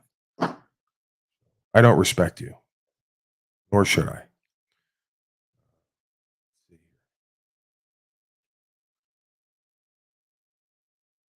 Blue Bass. Can't come up right now, but if Tommy comes up, rip him a new asshole for telling Sean his father killed himself because of him. Oh, that's nice. So Tommy doing the Lord's work as always, working for his sky daddy, as he says. And he thinks that it's appropriate to tell Sean that his father committed suicide because of him. Great stuff.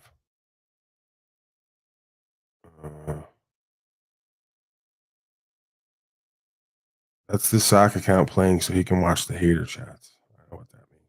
Time out, please. Time out. Shively's here. Maybe he's just going to bounce up and down in his seat with joy. Yes. He needs a booster seat.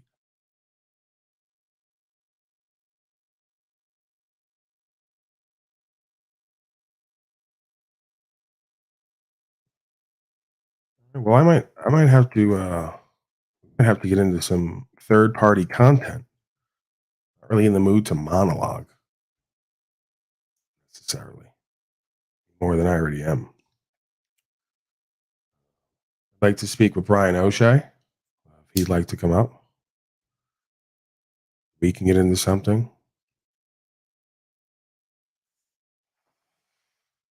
Maybe we'll do a little bit of dead silence for the Benton broadcast. It's always an interesting experience. Give him a break, sit in dead silence.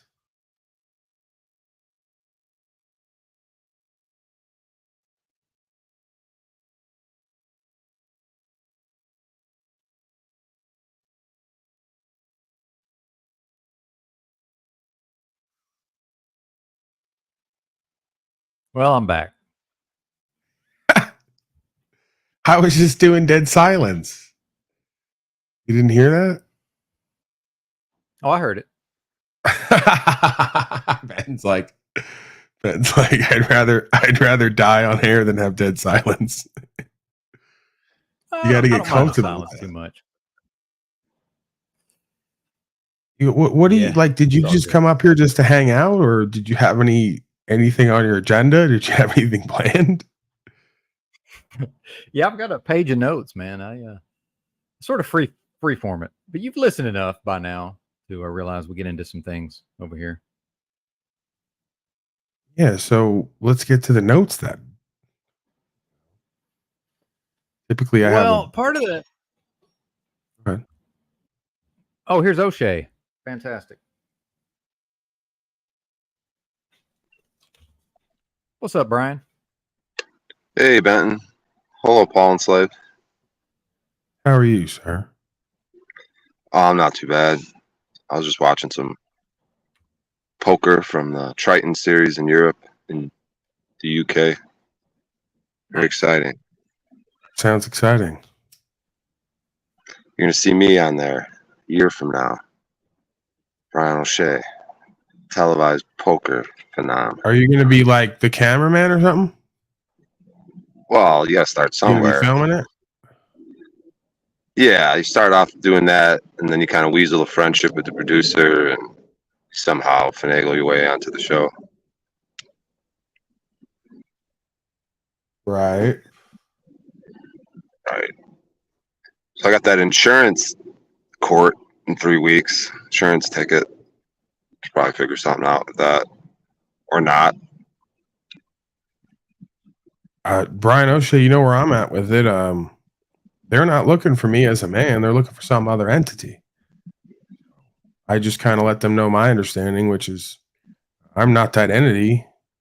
So I'm not going to show up to be surety for that entity. And whatever you folks want to move forward with is your prerogative. But I have no need to present myself at these municipal courts because it's not the proper venue. They don't recognize man there.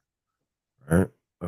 For the ones that are dual jurisdiction, if they recognize man, then they understand that one of the precepts for law is you have to be able to address your accuser, and the charging instrument has no man or woman on the face of it.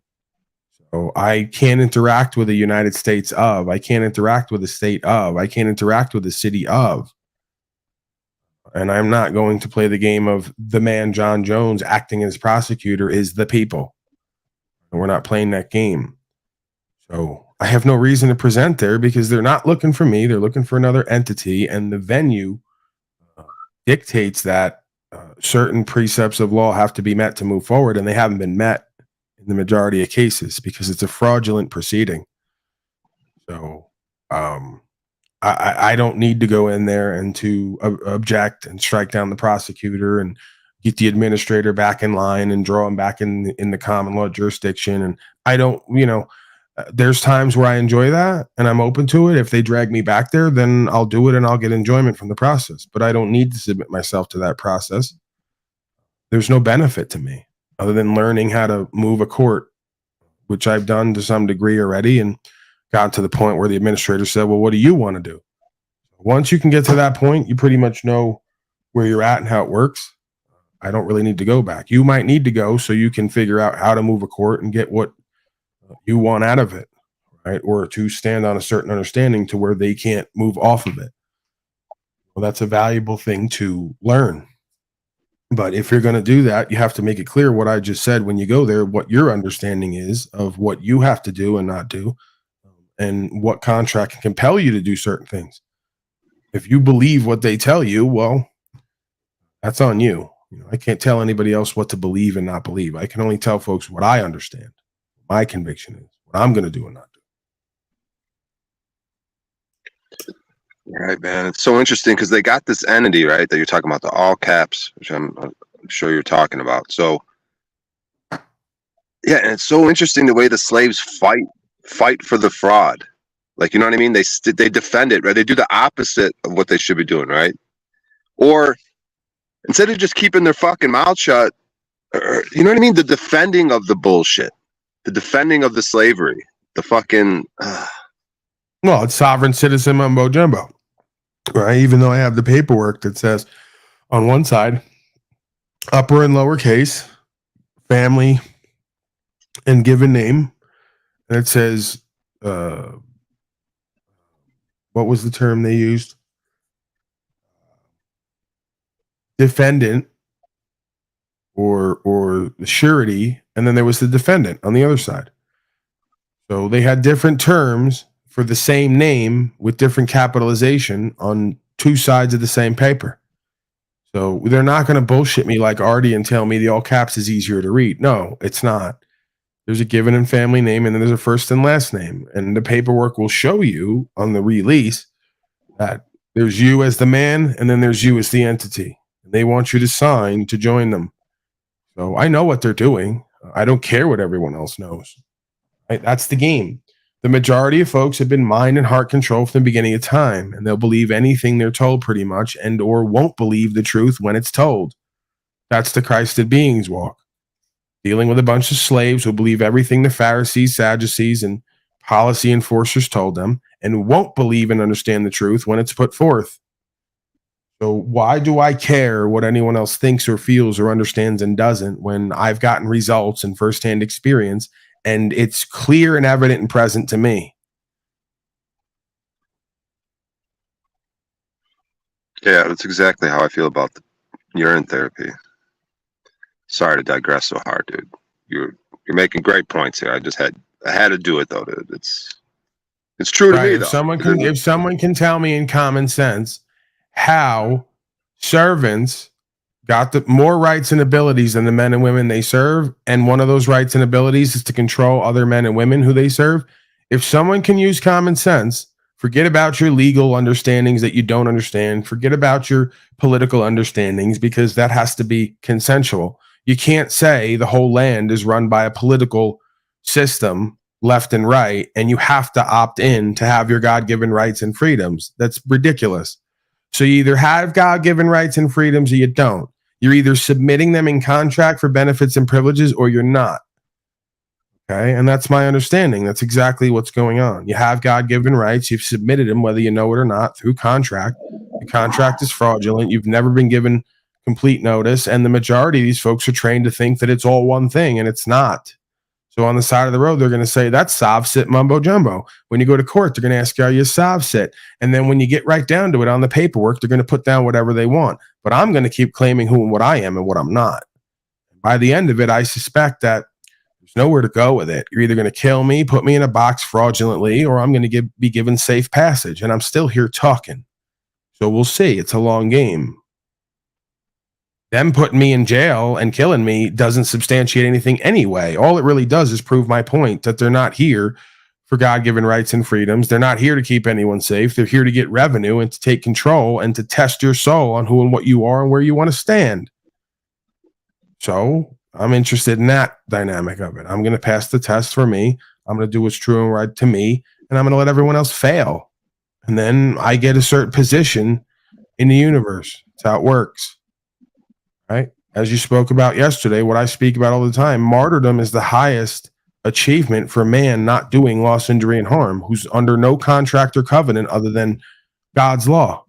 So if I'm under the law of God and I'm agreed to that covenant and that contract, well, I can't serve two masters. So if you kill me or put me in a box, you've martyred me. I'm in the highest position I could be in the eyes of whatever that thing is. I'm in the highest position I could be in my own conscience because I did what the rest of them won't.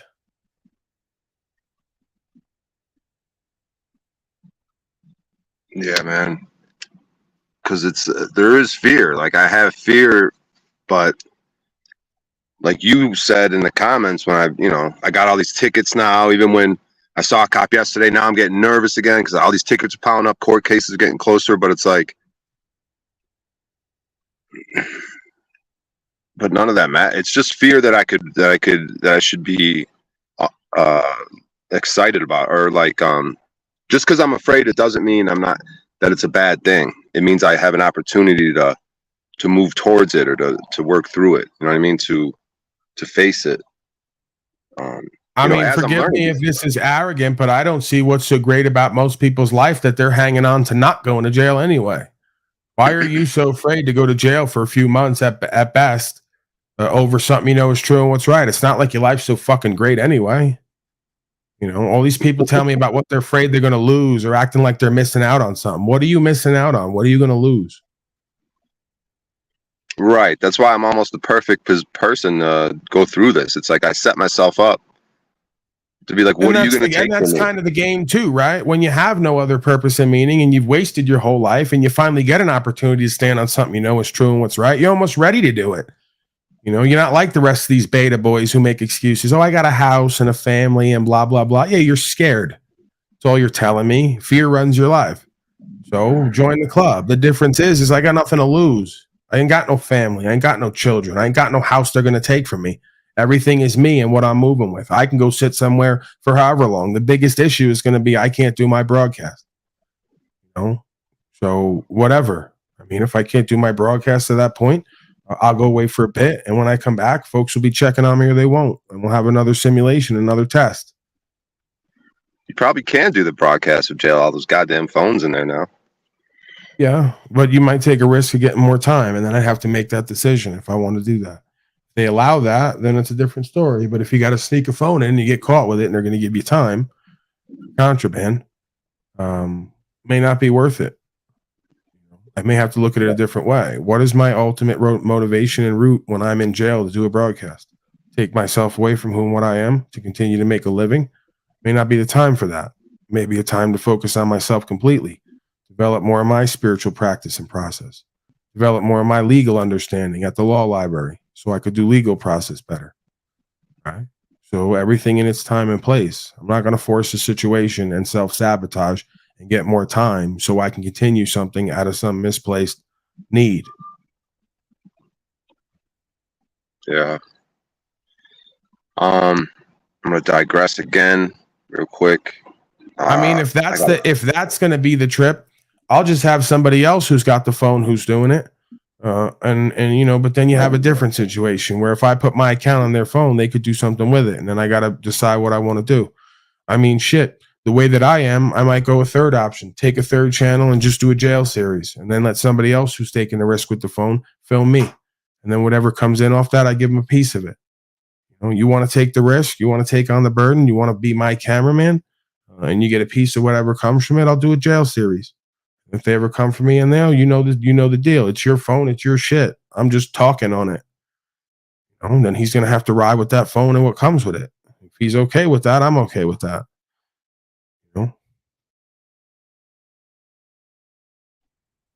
That would be epic as fuck.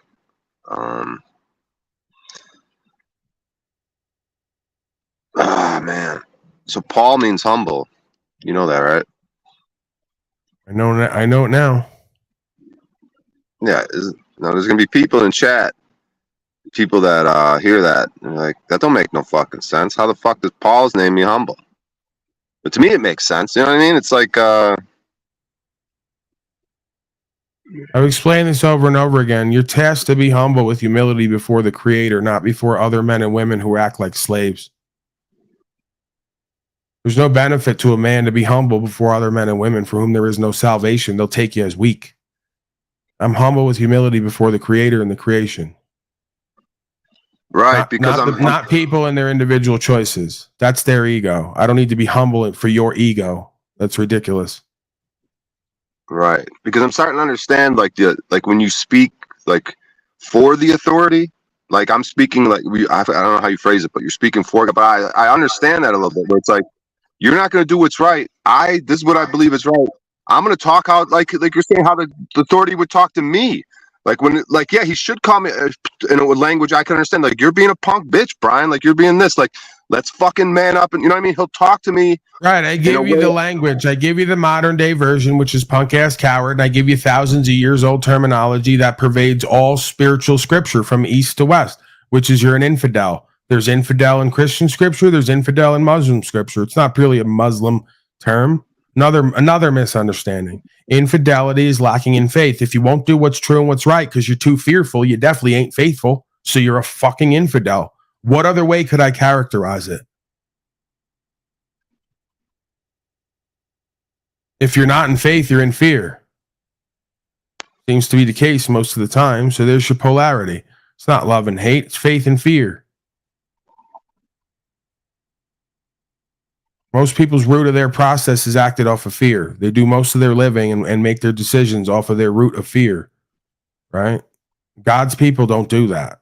God's people don't take a root of worldly fear to make their decisions. They take truth and then they activate faith in order to do the truth in a situation where it's fearful. Right, because I want to say, there's two things. You either act out of fear or love. But yeah, fear or faith is better because that word love, like faith and love should almost be intertwined. Like love has got all talcotty. You can't have one without the other. You can't have one without the other. There's many things you can't have without other things. There's no such thing as true love without truth and faith. You don't truly love your rights and who and what you are in your country if you don't have the faith to do what's right and stand on that. So you don't love yourself. You don't love your country. You don't love your land. You don't love your God and your God-given rights. You hate yourself. Because a man who loved himself wouldn't do any of this. A man who loved his women and children wouldn't do any of this. A man who loved his land and what came out of that, right? The contract to secure universal law and God-given rights. If you loved and cared about all that, you wouldn't do and live the way you do. So it's easy to say shit. It's harder to actually show some. Right? And if you can't show it, then I'd have to suspect what you're saying is bullshit at the core of it. Love is an action space. It's not a feeling.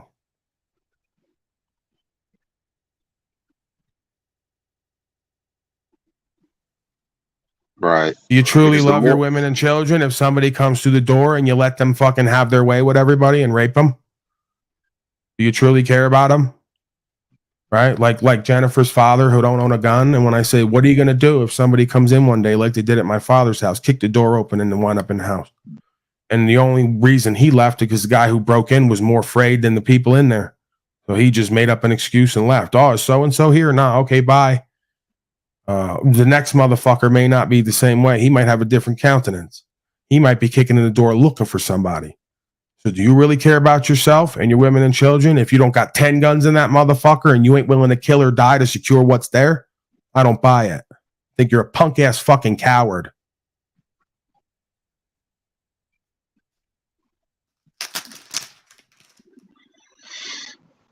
Yeah, the action part of it. I mean, even my little learning just through getting tickets in different states and just through the action of just not showing up and getting warrants and then being paranoid about warrants and then learning that, oh, there's in-state, they probably won't even pick you up. Like through my little process of, and then getting all these tickets now, just the learning. You're doing the wrong, you're setting yourself up for failure. You're talking about what they're probably not going to do. If you're going to do this, you got to live from a space of what is absolutely possible could happen.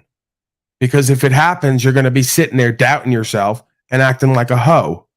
So you better live this as if it's very well possible that they could put you in a box or kill you. This way, if you get over that and get past that, there's nothing they could do to you internally. You try to pretend like that's not possible, and the time comes, you're setting yourself up to be unprepared. Kidding yourself. Stand on rights, freedom, and principles. You're a marked person to serve people. And if you become enough of a problem for them and other people and their systems, they're going to put you in a box and they're going to kill you. Very well possible they'll do that. Very well possible it won't happen because it's a spiritual dynamic. You may be given protection. I don't know. I'm not going to tell you what could and couldn't happen. I'm telling you how I live. Right? And that's how I keep the energy that I have. That's how I keep the clarity and presence that I have. That's how I make the next right move and don't trick myself out of position. Is I know what the fuck I'm doing. I know what the possible consequences are, and I surrender it daily.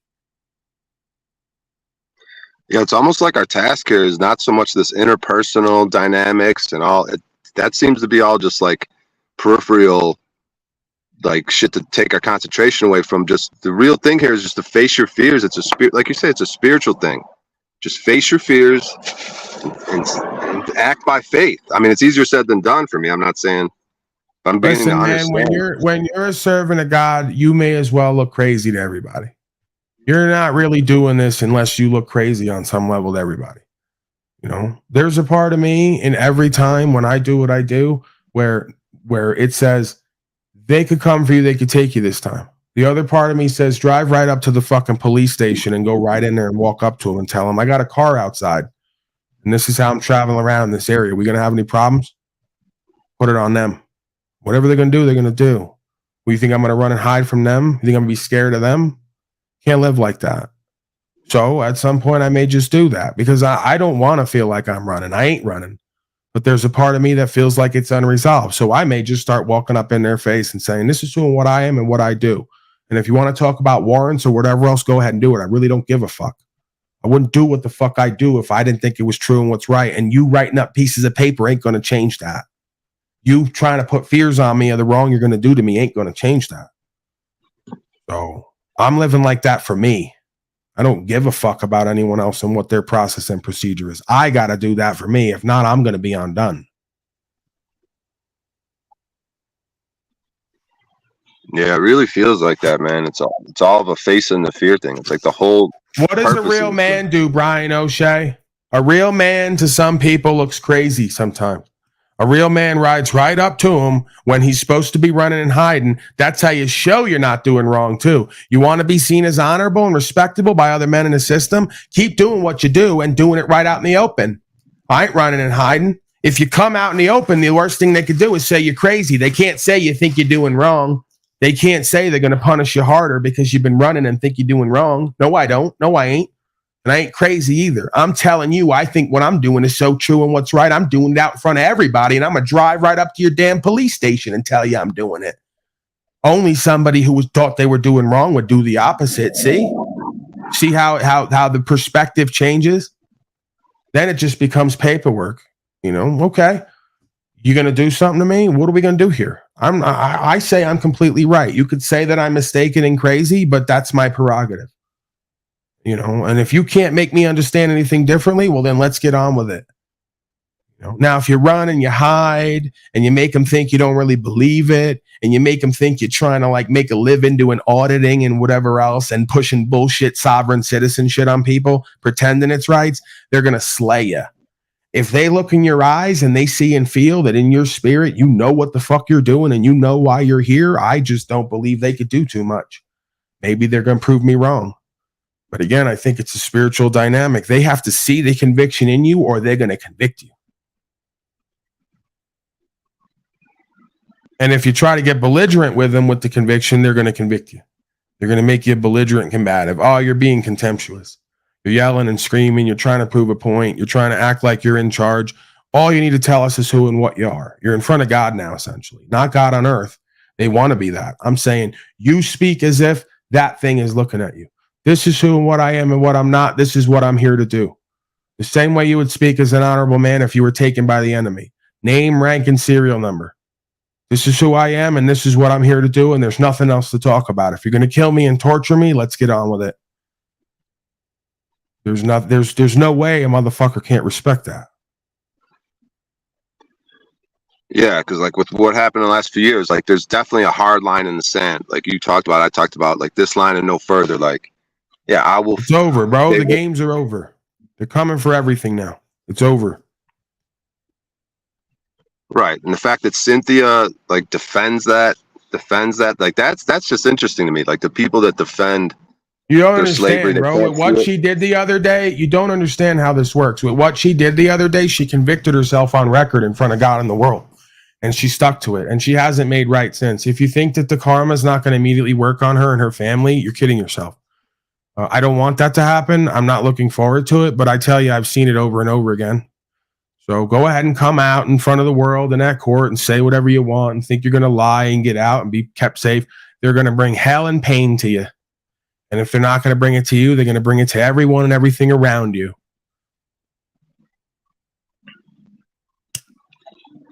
Yeah, man, it's like it's been made so simple for us. Like for a moron, I feel like a moron sometimes, right? And it's like, but these last few years, it's just like so obvious. Like, and so I try to correlate this to the getting pulled over and tickets and stuff. Like, it's like a reminder to me. No, this is also so obvious, Brian. Like, have the same conviction. Like, you will die before you allow them to put anything in your body, right? So then you should die before you have them take my rights away with this fucking anything, any traffic, any of this bullshit. Because one leads to the other. This is the thing people don't understand is it's a thread. It's a timeline. It's not a series of incidents. It's a timeline. It's a cycle. Everyone has already forsaken their rights and don't know it on paper, contractually with the universe. That's why this came in. So it's getting worse and coming in more because of what we've done and not done. And now folks want to say, well, I'll pick and choose where I want to do what's true and what's right and ignore everything else. That's what got us here. So until you're willing to undo and completely give everything up to be given everything back, there is not a place in a kingdom of heaven for an infidel slave. It's just the way it is.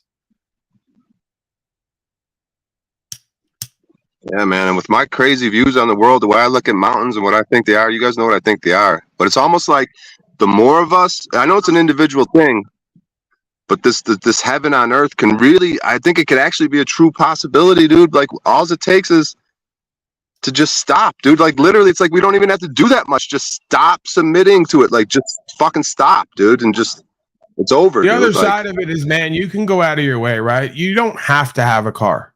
You know, let's say you don't want to like ride a car around and keep getting your shit taken. You know, I might at some point, I got a second plate, but now I see what they're doing. They're trying to write a narrative where if you have that kind of plate, coincidentally, the same kind of one I have now, because there's a certain process that you can enact.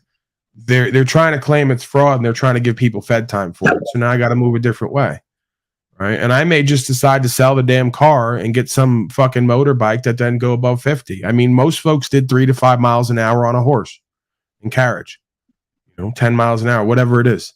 So they did that for thousands of years. I don't need a fucking car necessarily. If I can't get along in my life without a car, I got a problem. I got another thing I'm dependent on. So at a certain point, I may decide to get a fucking bicycle with a motor on it. I may decide to get a fucking horse. I may decide to do something different because I'm tired of dealing with them. I may decide to get the license, registration, insurance, not the insurance, because, you know, and not the registration. I'm not going to pay the tax. I'm not subject to that. But I may get the license, even though I'm not subject to it, to avoid the constant threats and harassment. The difference is that paperwork will be filled out in such a way where I'm pimping and macking what they're pimping and macking.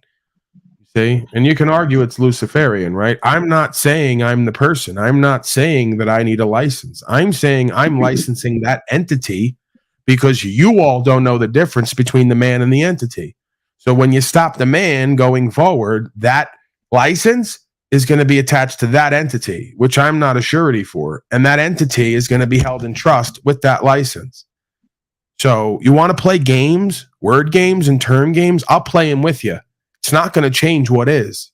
I'm going to move about freely. I'm not paying your corporate tax. I'm not registering the property as public state property. This is why I told you, Brian O'Shea, at some point over the next 2 years, 3 years max, I'm probably going to go and drop a big bag at the automobile shop and drive out of there with a car with the original documentation. Then we can just have at it once and for all. Right? Then if they want to go and take that car again with all the proper documentation and there's no way out, I might move different. You know, and just not submit, but move different. But that's why I want to do that, because I want a proof of concept. I want everything done the right way. I want a promotional marketing piece. And I want to be able to say that I bought myself one new car within my lifetime, because I was never able to do that. So it's a win-win-win-win, right? And if I can secure that property and they won't stop me, and I can put whatever plate I want on it because I have the proper documentation and it's on record and it's do not detain at that point, then I can teach everyone else how to do that. And now I'm living my brand again, right? Because the best brand is no brand. It's about unslaving. So if I can do something that works for me, have some nice things, unslave others who are in that position, it's a movement now, right? Then we got a situation where you got a bunch of people with money going to get cars, not doing the process, moving around, and they can't fuck with them. Now that's going to show all the other people what the possibilities are. It's going to change the conversation at the courts. Yeah, man, it's interesting. You bring up travel and bicycles and horses. Like, that's been on my mind. It's like, it's kind of a bigger statement of how everything has to change. Like we like even these automobiles, no man really knows how to work on them. You got to take them to a fucking mechanic. They're all computerized. Like, and it's even worse. At that point, bro, maybe you go get a motorbike, and you know you can't go over 30 miles an hour, but maybe you'll get one that it does 55, and then you just take a chance. Hey, if they get me, they're not going to require a license. They're not going to try to jail me. The worst case scenario, they're going to take the fucking motorbike, and then you go pay the money to get it back, or you don't. They keep the damn motorbike, and it is what it is. I mean, I get it. People don't want to. No one wants to go to jail. I don't want to go to jail. But then it becomes. You can call it pride or ego. It becomes now a thing. Now, for the rest of my life, I have to say that I turned back on something out of fear of what they were going to do to me, instead of just keep pushing the line and seeing where it goes. See, I've lived my whole life on, you can't tell me nothing. I'm going to push the line till I can't no more. You know, and then they've been telling me all my life, oh, you can't live that way. You're going to keep having problems for yourself. Maybe there's some I'm not learning. But when it comes to this shit, I go, you got to push the line till there's nothing more, it seems. Because the only alternative is you're compromising with terrorists, living off of fear, and we're surrendering our faith and the opportunity for others in the future. So while I consider the motorbike thing and other options, I say it's still a place of acting out of fear. You're worried about what's going to happen by standing on what's true and what's right. And what's true and what's right is no man can tell another man what to do with his property and when and why, because he's got a belief and a feeling, especially a servant of man. It's ridiculous logic. Yeah, I like to bring up analogies to poker to life, because in poker in general, if you have a decision to make, err on the side of aggression, they say, right? Which I could take my own advice, but it's like a lot of people are just passive. They're just passive in life. They don't have the aggression like at all. They're just like a lot of the men. Like you look at like the men in fucking the commercials and movies. They're just passive bitches, dude. So and then I had a point where like, oh yeah, you said you're gonna keep pushing it, right? Keep pushing it, and that's another thing that this one expert talks about. He's like, I'm gonna keep pushing You're where I think where you're delinquent, where you're making mistakes in poker, and I'm going to continue to do it until you prove to me that you have fixed that hole in your game. So it's just like, it sounded very similar. I was able to resonate with what you were saying right there. You're going to keep putting. Yeah, they haven't proved anything to me. If anything, there's been more questions than answers. Like, if they ever come get me, I'm going to say, guys, you guys had me in Pagosa Springs. I was leaving Colorado. You knew it and I knew it. I didn't have to tell you that, right? I'm entitled to leave if I'm moving to a new place to live, and I'm taking all my property with me. They knew why we had two of us who'd always been together on record from Denver, hundreds of miles out, 80 miles from the border, with two cars full of everything we owned. They could figure out what was going on. So you guys put me in jail because the policeman made a determination on the side of the road. It was a Friday, so you got to sit till Monday because they don't do court Saturday and Sunday. Monday morning, we're at court, and I'm walking out of there with no signature, no bail, no bond. I didn't meet any of the conditions, and I had a trunk full of problems, according to them. So all they did was cause me to go, well, I must be right. Right? And even my uncle said, he said, the worst thing they ever did was let you get away that first time traveling without a license, Valdez. I go, that was the best thing they ever did because it showed me that I have power. There's power in words. Even if I did it one time and then got 10 other bad results they want to laugh at. If I did it one time, it's one more time than everybody else. And I proved and showed you can get results through common law and common sense in words and terms. So, you know, if you're gonna stop me because of plates, put me in jail, let me out with $1 bond that I didn't pay with no signature when I didn't meet any of the bail bond conditions, and I told you I wasn't coming back to court because I'm leaving. All you did was tell me that I must be right, because anyone else I've ever seen in those situations, they don't leave. They're going to keep them.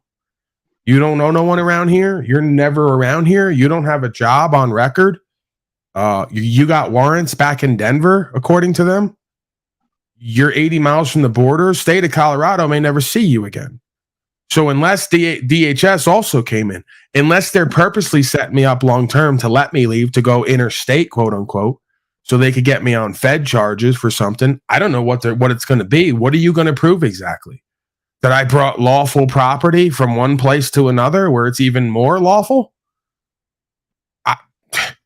Anything that I had is like more lawful on Arizona than it is on Colorado. So what's the crime? What's the wrongdoing? What's the loss and harm? Where did I even break code? I haven't. I'm not interstate trafficking, right? I'm not doing anything for profit.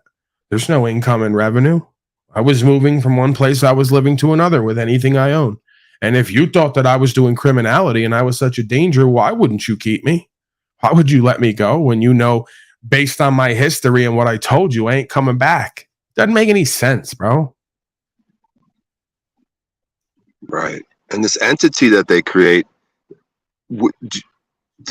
does that thing have some sort of, it has some sort of spiritual, physical significance, right? Like, they're creating something. Is it a demon? What is that thing that they're creating? This fucking entity that they're creating, this fucking all caps. And do we need to battle it and create some sort of entity on our own or something, like some sort of fucking counter entity positive? No. I don't know, dude. No, you're doing too much. It doesn't have to be that complicated. God created an entity. It's called man and woman. What do I need to create another entity to interact with their nonsense for? It's nonsense. Right, that's the plan. One big game that everybody's believing in. It's fucking nonsense. Why would I need to do anything more than what God did? This is so ridiculous at this point. And there's no root core to it other than fear and self-doubt and lack of understanding. Right, it's like almost like they're usurping God. Like man is created in the image of God, and this entity isn't created in the image of AI or whatever the fuck's running this thing right now. It's created in the image of man. Right, the entity is created law. in the image of man. It's Shaitan, the deceiver. Right, that's and look why how they wear feeble black it is. robes, because they're working for the Shaitan system to test you on who and what you are. And 95% of the world has failed. It's on record. It's statistic. 95 to 98% of all counties in the United States have a conviction rating. That means you don't have a conviction in your heart of who and what you are and the faith to carry it through. It means they use words and terms to get you to admit that you serve them and not God. You got tricked and pimped and macked on spiritually. Right. And until you correct that record, you're in bad favor, as I see it, with yourself and everyone else and the land and whatever you call God and your conscience. You're not in good favor. You're not in good standing. Right. Because that entity has it's nothing. So they've created, they just, and then the test, women test men, right?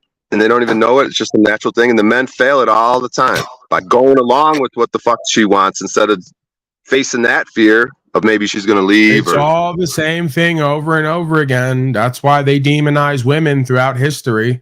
They make women the devil because most men don't have what it takes to be a husband. Animal husbandry is when you break a woman of her worldly ways and you lead her in what's true.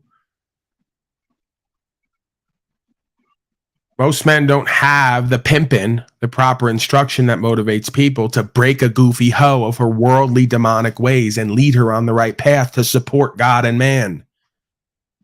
Right. Your crown chakra is the gate to heaven. Your heart chakra is the key to that gate.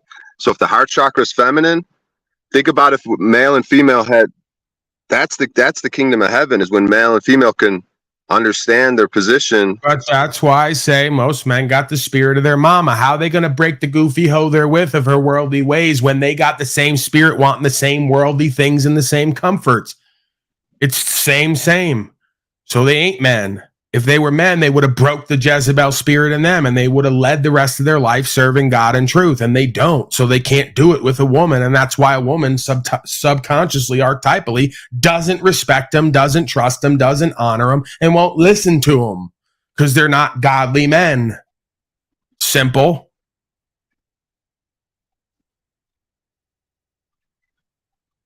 Yeah. It almost has to start with the men. The women aren't going to fix this shit, right? In the hierarchical way of it. They're not going to fix it, right? Like, I'm not interested in what anyone else is going to do and not do. The fact that you are is concerning because you're not them.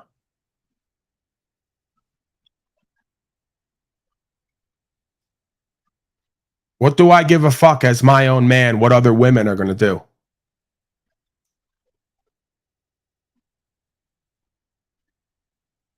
Yeah, it's almost like they can't do anything now.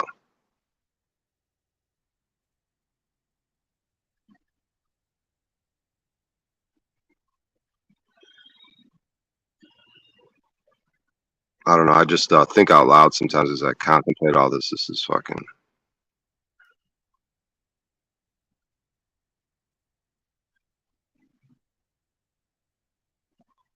Yeah, this world has nothing to do with anyone else, dude. It's all an individual fear. Face your fear. Go towards the fear. Go towards the void, the darkness, right?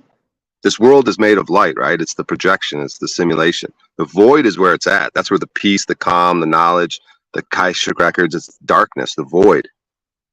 That's what they say when you died. Go towards the void. Go towards the fear. It's afraid to go towards the void. Don't go towards that light. You're going to come back here and reincarnate. That's why a woman a lot of times lives from that place. She's going to call it intuition. A lot of it's fear because she don't feel safe with you and around you, nor should she.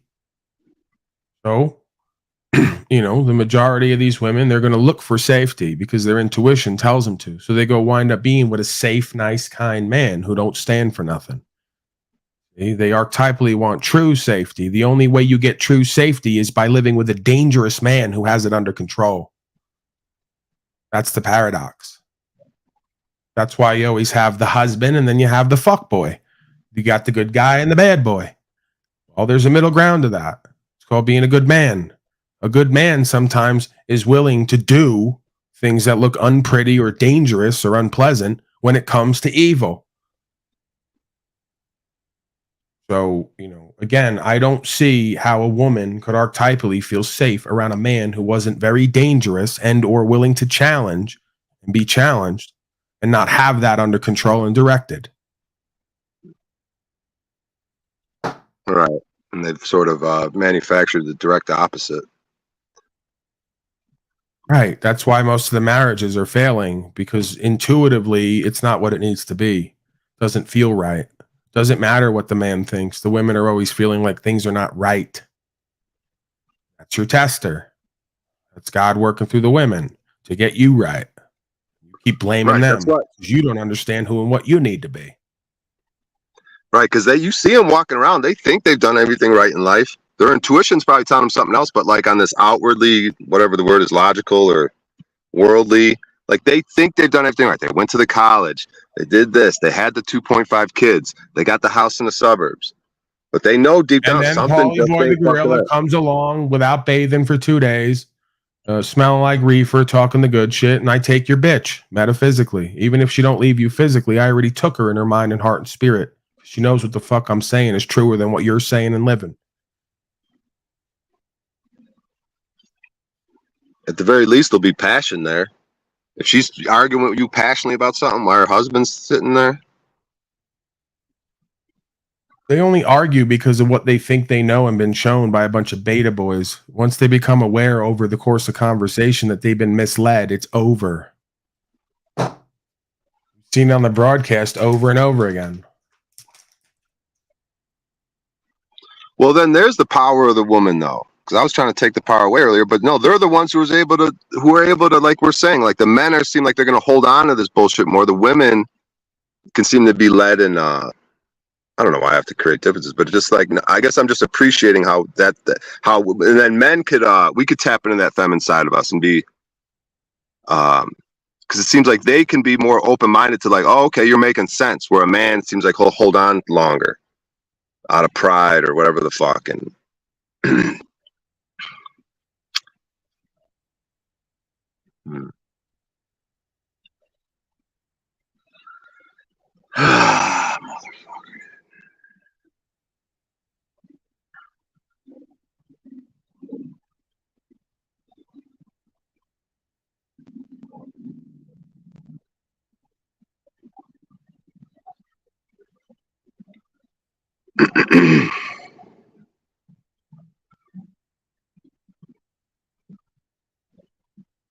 everything's got to change, man.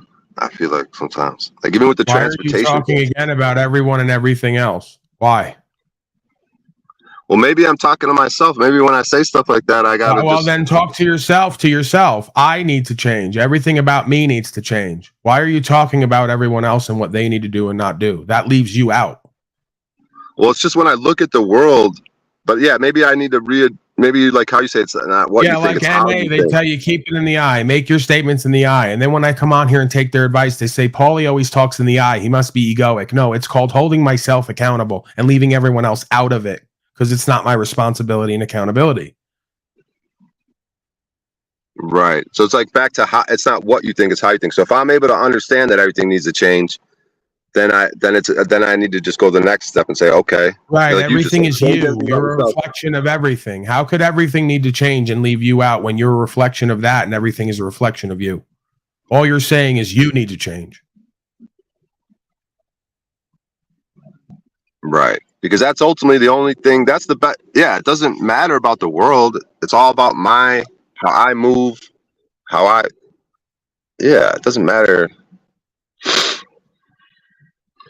Because the world shouldn't really affect how I feel, good or bad, right?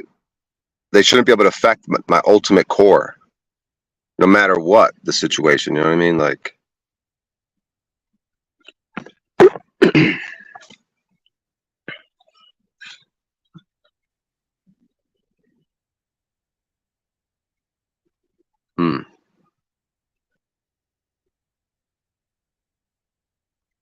yeah, I guess I got to rewire my brain in terms of how I think. Because like it's very clear sometimes you look at the world, oh, this should be different, this should be different. But then when I go down that road, I got to say, okay, I internalize that. Take the outward world, and like you said, it's a reflection. So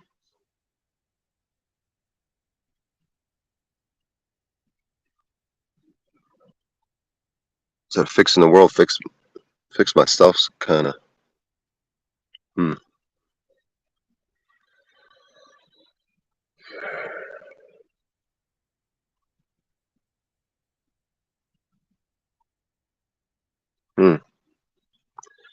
Because this physical, it's not even a physical world, it's a spiritual world. So it's like, if you look around and you think, oh, there's a lot of physical things in this world that could be different. It's not even a physical battle we're having, it's spiritual warfare, right? So what does anything about the physicality of the world matter if you look around? Oh, this could be different physically in the world.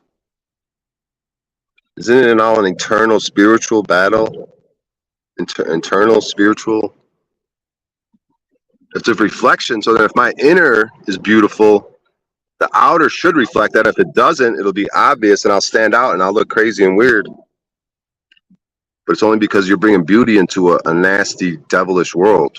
And so you're going to suffer, supposedly.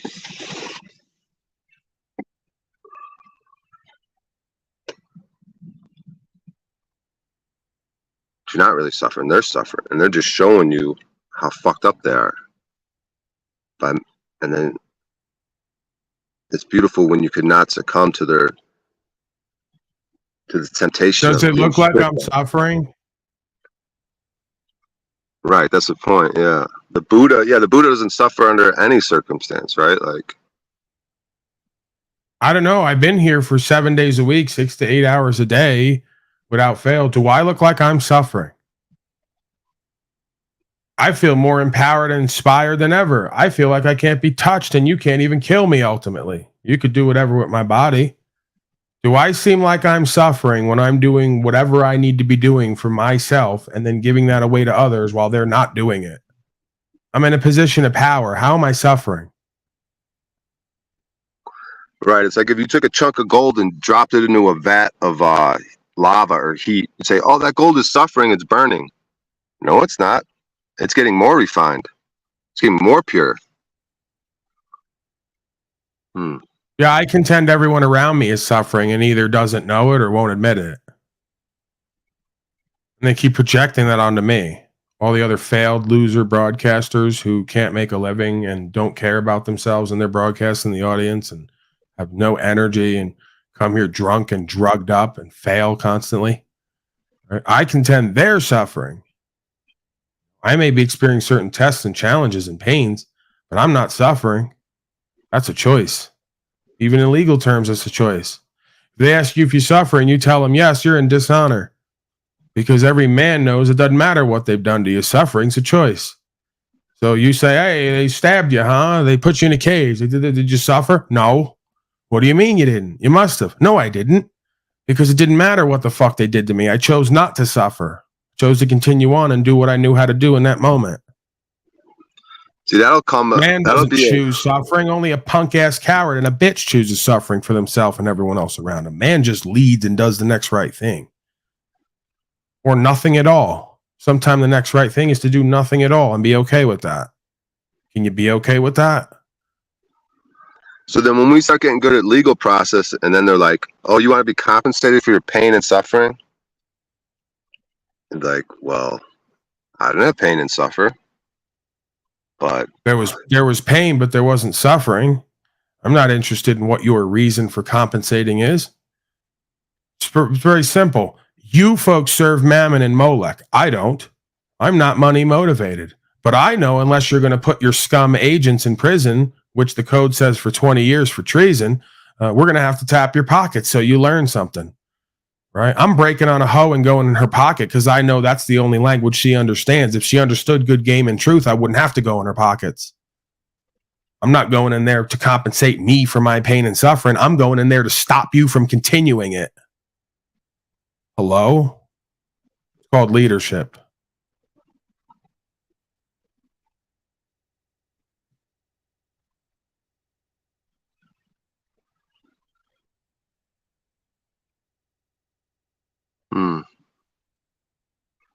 Yeah, but this whole legal process shit involves dealing with the courts, which seems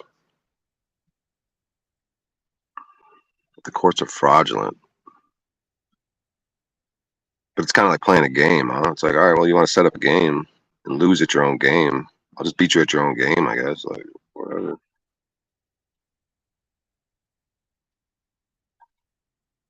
Yeah, because that's what That's what they're doing this all for, right? The money, this game of money that they think means anything. They're doing it for power. Money is an extension of energy, and it's a form of power in the world. So whether you're in it for worldly power or true power, all human beings are clutching for power, whether they know it or not. That's why we say it's empowering when we look crazy and stand up for ourselves. See, part of the problem with the New World Order is they want to convince everyone that everything's toxic ego and masculinity. Everything, power is a dirty word. No, it's not. What's dirty is when you take false power with false light over everybody using worldly concepts. What's empowering and enlightening and inspiring is when you have true power that comes from a creational program and source, a resource. That's your truest value and resource. Knowledge of self. Knowledge is power. So why would you not want knowledge of self and have the truest power to be able to influence yourself and the world to do what's true and what's right? Only a fool would deny access to that, thinking that they're righteous. So you want to be disempowered? Have it. Don't complain to me about it either. Go to Jeebus with it like you always do. Then when you touch real power and you feel empowered at certain times, for me anyways, you immediately want to cry, right? Because there's joy and happiness wrapped up in that too, right? Like you're like, oh. The joy and happiness is coming from a place of knowing that you were your own worst enemy to now you have your own best support system, and it doesn't matter what they do and say to you. So that's where the joy or the crying comes from me, is knowing that I'm better off now than I ever could be doing something no one else will. That's the faith. Yeah, it's like when I experience happiness, I want to start crying. Like it's weird. Maybe my happiness is different than others because you've written a story where you were born to lose and born to fail and born to be unhappy and disempowered and have no true love. Right. So when you finally start living into that and feeling that, you're overjoyed and you want to cry because you've been proven a different concept is available for you. But it's going to take your choice. right, because it's almost like you're crying too. Like, yeah, so many emotions at once. It's like you're like melancholy because you're like, damn.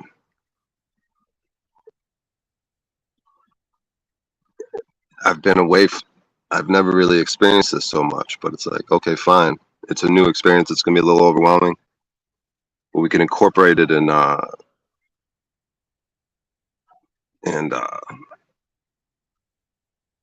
you know, it's okay to be happy. It's okay to be happy, to be empowered.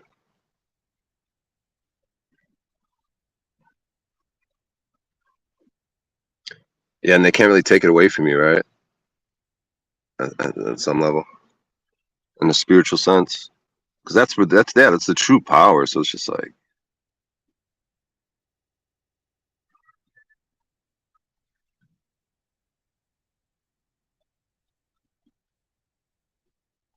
they don't like being around that.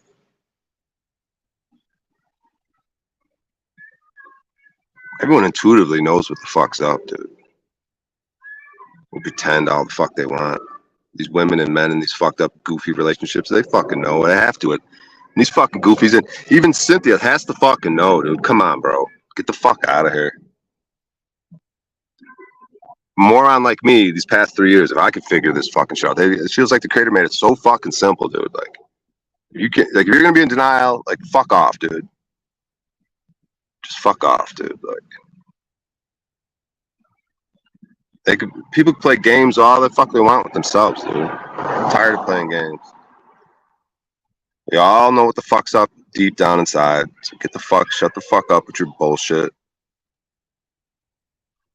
But this, and this.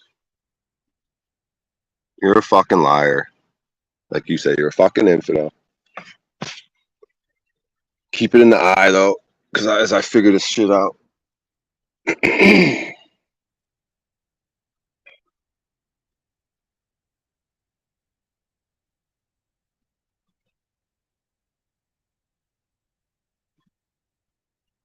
Simulation.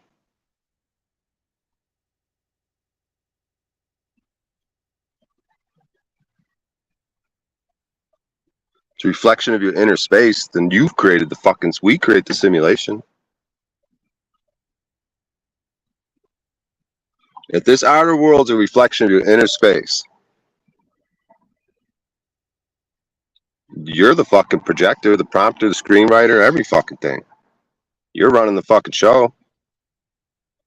So change your inner space and change the fucking movie you're watching. If this is a fucking choose your own adventure, rewrite the fucking script. You know, you could edit the movie midway through. See that it's fucking gonna be a fucking flop. Change the fucking plot around a little bit. Maybe turn it into a musical, you know what I mean? Get some fucking dancing going on and shit. Why not, dude? I don't fucking know. I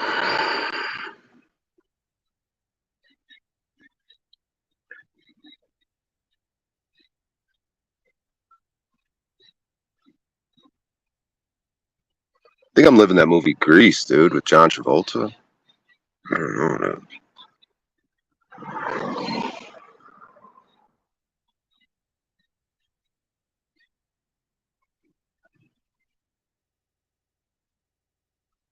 You guys are pretty cool, though. I got a show tonight. I got a showcase tonight, dude. I got to figure something out. I got to get on stage tonight, dude. Fuck. Just putting a dent in my poker operation, but fuck it, dude. I got a showcase. I got to show up. Give these people some fucking brevity in this fucking midst of slavery, dude. Brevity? Damn, I fuck it up. Levity. God damn it. What's this word? Brevity. Son of a bitch.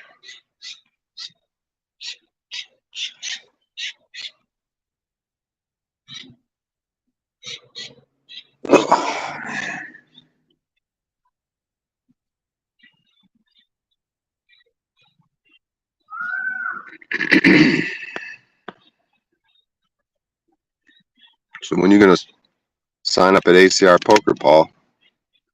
Take your beating like a man. I could use some of that money, you know, so. But that's the thing, you know, it's like, it's educational. In the beginning, you're gonna lose money. I could be a teacher, you know what I mean? After I take all your money, that's what some people used to do. Barry Greenstein, when he was learning, played a guy, said, all right, take all my money, but now you got to tell me everything I did wrong. You got to talk to me after the game. So I'll play you, take my money, but afterwards you got to talk to me about how I could improve, what went wrong.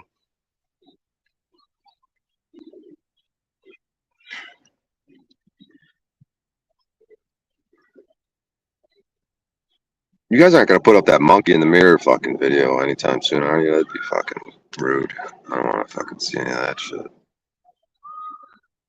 Oh yeah, you get your stream taken down. You can't even do that anymore.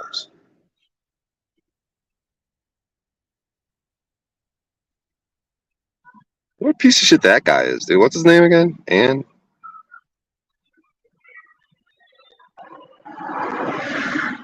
so he got a notification in the email. Oh, they played your monkey in the mirror video. And then he like clicked on the link, looked at your stream and said, yep, copyright that motherfucker. Exploiting my material like that.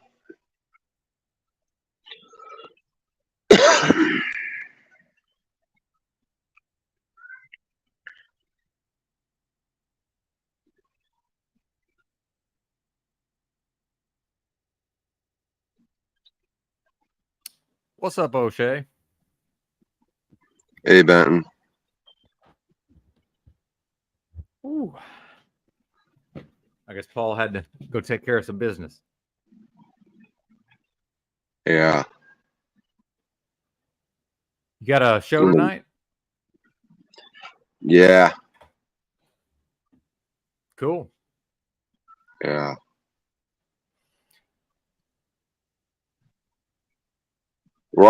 It's all one big show, Benton, for the Lord.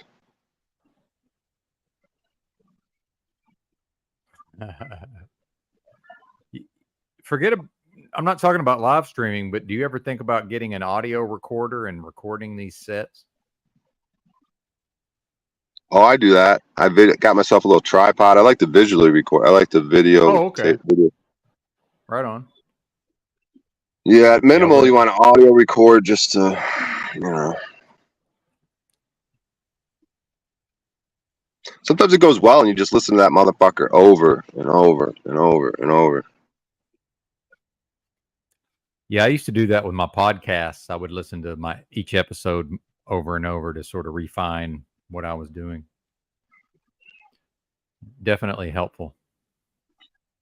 Yeah, there's different approaches. Even actors, some actors are like, they'll do a scene and be like, I don't even want to look at it. I think Bryan Cranston talks like that. Do a scene, it's over, it's done with. Like Paul even talks about with his show. It's it. It's in the ether. It's in the past. Don't even want to look at it. You know, but it's interesting sometimes when you listen to it and you're like a fan of it, or you could see it's working. You could be objective and just could understand why it's working or how. Or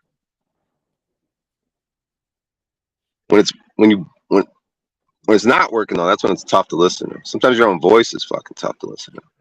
Well, yeah, that's a skill. Most people don't like the sound of their own voice. And I remember recording myself. My grandmother had a cassette recorder when I was a child, and I hated it. And I continued to listen to my voice over the years until I began to like the sound of my own voice, which I think is a lot of people don't like to hear themselves, just as you've stated.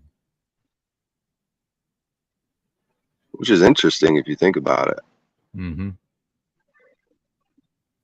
Yeah, it is. Yeah. I think because we sound different as I'm speaking, just conversationally in the real world, I sound so much different to myself than I do, other people are hearing me differently.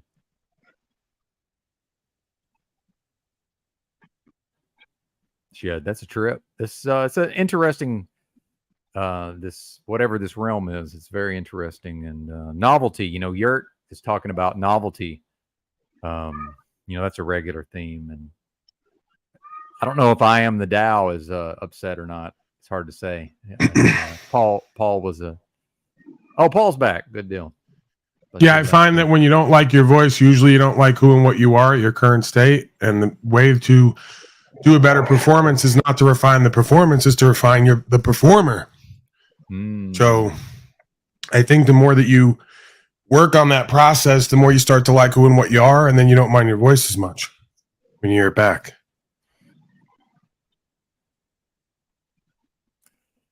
Yeah, and how many folks are truly doing that inner work? That's one of my interests, areas of interest.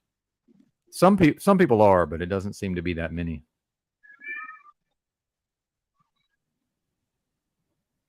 I think that's a part of the reason I enjoy Paul's broadcasts is not a lot of videos and channels cover those themes, but I don't get the feeling from very many of those content creators that they've actually done that work in their own life.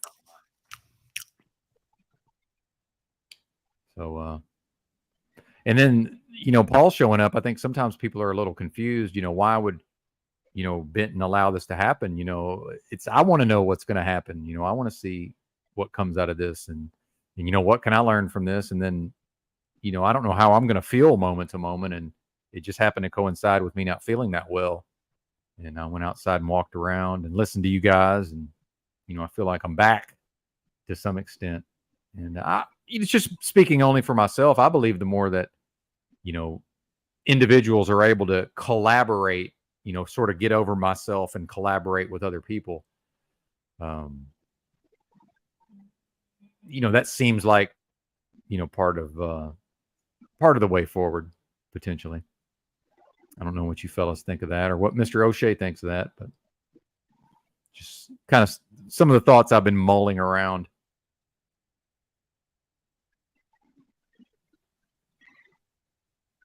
Yeah, I was looking through chat as you were talking, so I. Oh yeah, we're good, man. Y'all know I can talk for a couple hours, so it's no worries on that. I just appreciate you guys being here. It's pretty cool. Pretty cool, man. Mm-hmm.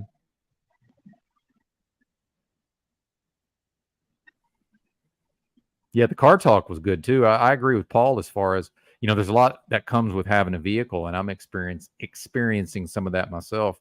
not the money or the repairs, just it's a whole thing, the upkeep and having a vehicle. There's a lot that comes along with that that's less than desirable. I did not have an automobile for many consecutive years, and I really did not miss it whatsoever, but certainly it has some advantages and some conveniences. I mainly bought this one because I knew if I'm going to continue the truck driving, for me, I'm really going to need to have my own transportation, or it's just, it works better for me. But then now I'm dealing with the, various issues that can come along with that. And then you're, in your vehicle, obviously. So that's even another level, because I've been there to some extent at times. It's like one thing if you have an apartment and, resources and they take your property versus like if they're taking all of your property, presumably. So what are the two most important things to people, right? Is their apartment, their home, and their vehicle, right? That's the primary thing in their world, right? It's interlocked. So you get in that vehicle. So if they had it'd be a little more strange if the vehicle was shaped like a robot, right? Like a Iron Man type suit. If you put on an Iron Man suit with like roller skates on, and we all had Iron Man suits with roller skates or something, we fucking, whatever. Like it's just like, oh, it's a car, so it's not really a ecto. But okay, let me try to fucking. You're on a roll, man. Yeah, calm down. You're on a good roll there. All right, so a home and a vehicle are very important, right? There's just some sort of If they can regulate the vessel and the property, then they think they can regulate the beings in the vessel and the property. And that's why property rights are so important. And no one stands on them. Right. Those are the two components of fear. Oh, they could take my house. They could take my car. How am I going to get to work? How am I going to sleep? So they have all these little... It's almost like your home is some sort, like they've created the home as the entity, the ectoskeleton. You get in your car, it's some sort of ectoskeleton. It's all part of this entity. It's like the all caps. It's all. Yeah, Paul just had it. Well, and I think sometimes there is a little bit of divergence sometimes because, talking about the thing can be beneficial, but then at some point, it's possible to get stuck in that cycle of talking about the thing. And I'm not saying that you're not acting in the real world. I'm speaking more generally. I think this applies to it applies to many people, on some level, sort of getting in the talking about the thing versus just, doing the thing. And again, I know O'Shea's doing some stuff. I'm again speaking generally. And myself included in that at times, certainly. Yeah, it's just along the lines of it. It's not. No, go ahead. No, you. It's not so much along the lines of like we're saying this whole thing of like what you think or it's how you think, that I could try to improve. Because that's like one of the things that you go to school. What if they didn't teach you like what to think at school? They taught you how to think. And what would that even look like? And I mean, not that we even need necessarily schools, but like, no one's ever taught us how to think, right? And someone taught me how to think. It was myself. But yeah, I'm agreeing with you. I'm just being cheeky. Yeah. Yeah, and that's what it's ultimately coming down to. I almost interrupted you earlier, but I controlled myself. So I'm getting better, sir. But please continue. Nah, man. It's just this thing of how you think, you know what I mean? Yeah, I do know. I do know what you mean. Absolutely. Very much so. But I'm convinced that the masses are not aware of that. So what's happening on a massive scale, what is the relevance of that to what, individuals can be doing? Because I know there's people like the Yurt fellow, as he's called, who him and his wife are educating their children directly from what I can tell. So Yurt seems to understand logic and reason, and presumably is going to impart that into his children. You know, to the extent that he's Right, able but to do that's that. that's even like a thing of how you of how we go about how you think, how like we're gonna educate the children. Do we really need to educate the children? Could we just like be a person, of moral and truth and integrity, and then that like your children kind of see that and you associate with people that are truthful and of integrity, and everyone just kind of ends up with being truthful and having integrity? We need to sit them down and fucking have lessons, and I mean maybe there's some sort of formalized, but it's all just seems to be what we've gotten used to under this control mechanism. Just like we're saying, you have your house, your car, the primary ways of regulating people. Paul just said, right? And then the school would be right there. That's like that's the alternative home. It's almost like the state home when your parents they have to go to their quote unquote job, so they send the kids to the babysitter, the state home school to get in. You know, it's like this whole. And then we adopted that as like, oh, that type of education is a thing. It's I like got how something to you add think. here, Yeah. Well, real quick, I want to add Amazon, Walmart, all of these corporations, their stock price cannot increase year over year into perpetuity without mass education. The people have to be indoctrinated and educated from a young age in order to be capable of going into a cubicle somewhere and ensuring that all of those corporations continue to grow larger. Because this, you know, we can have opinions about what this system is, but the economic system seems to be predicated on ever expansion over time, even though there is contraction at times. So I wanted to throw that in, but that's good stuff. Please keep cooking. Yeah, it's almost like they're creating like, oh, your all caps is a false entity. A corporation's an entity. It's not a fucking person. So let's just flood the world with all these entities, right? You can almost start looking at them as demons. Like, what else is a fucking entity that's not a physical fucking thing that has quote unquote a lot of power in this fucking world? You know, even AI, which supposedly is running everything right now, can be considered some sort of entity. It's not a fucking whatever the fuck sentience is in a human living thing. It's like, it's quote unquote running the show. It's running the simulation, right? But it doesn't have the spirituality, right? Obviously. I'm gonna contend that you can't eventually put spirituality into a supercomputer, you know what I mean? So therefore it'll always be wrong. It'll always never work out. You could always have power over that. Go ahead.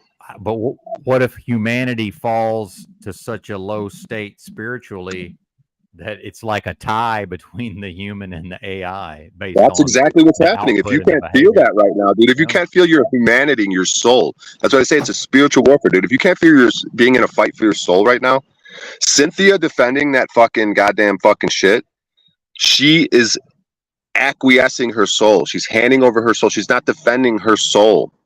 And people like her are it's not worse than that. The AI updates itself and it goes on cause and effect.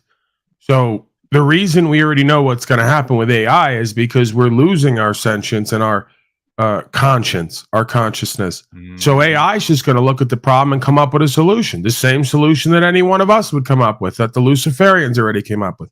You don't want to use your conscience? We're going to kill you, stupid motherfucker, because there's no point in having you here. There's no point in having a human race that doesn't use its conscience. So at least the AI will work in cause and effect. You do this, you get this. Humans won't even work that way anymore. Yep. They don't even want to observe cause and effect.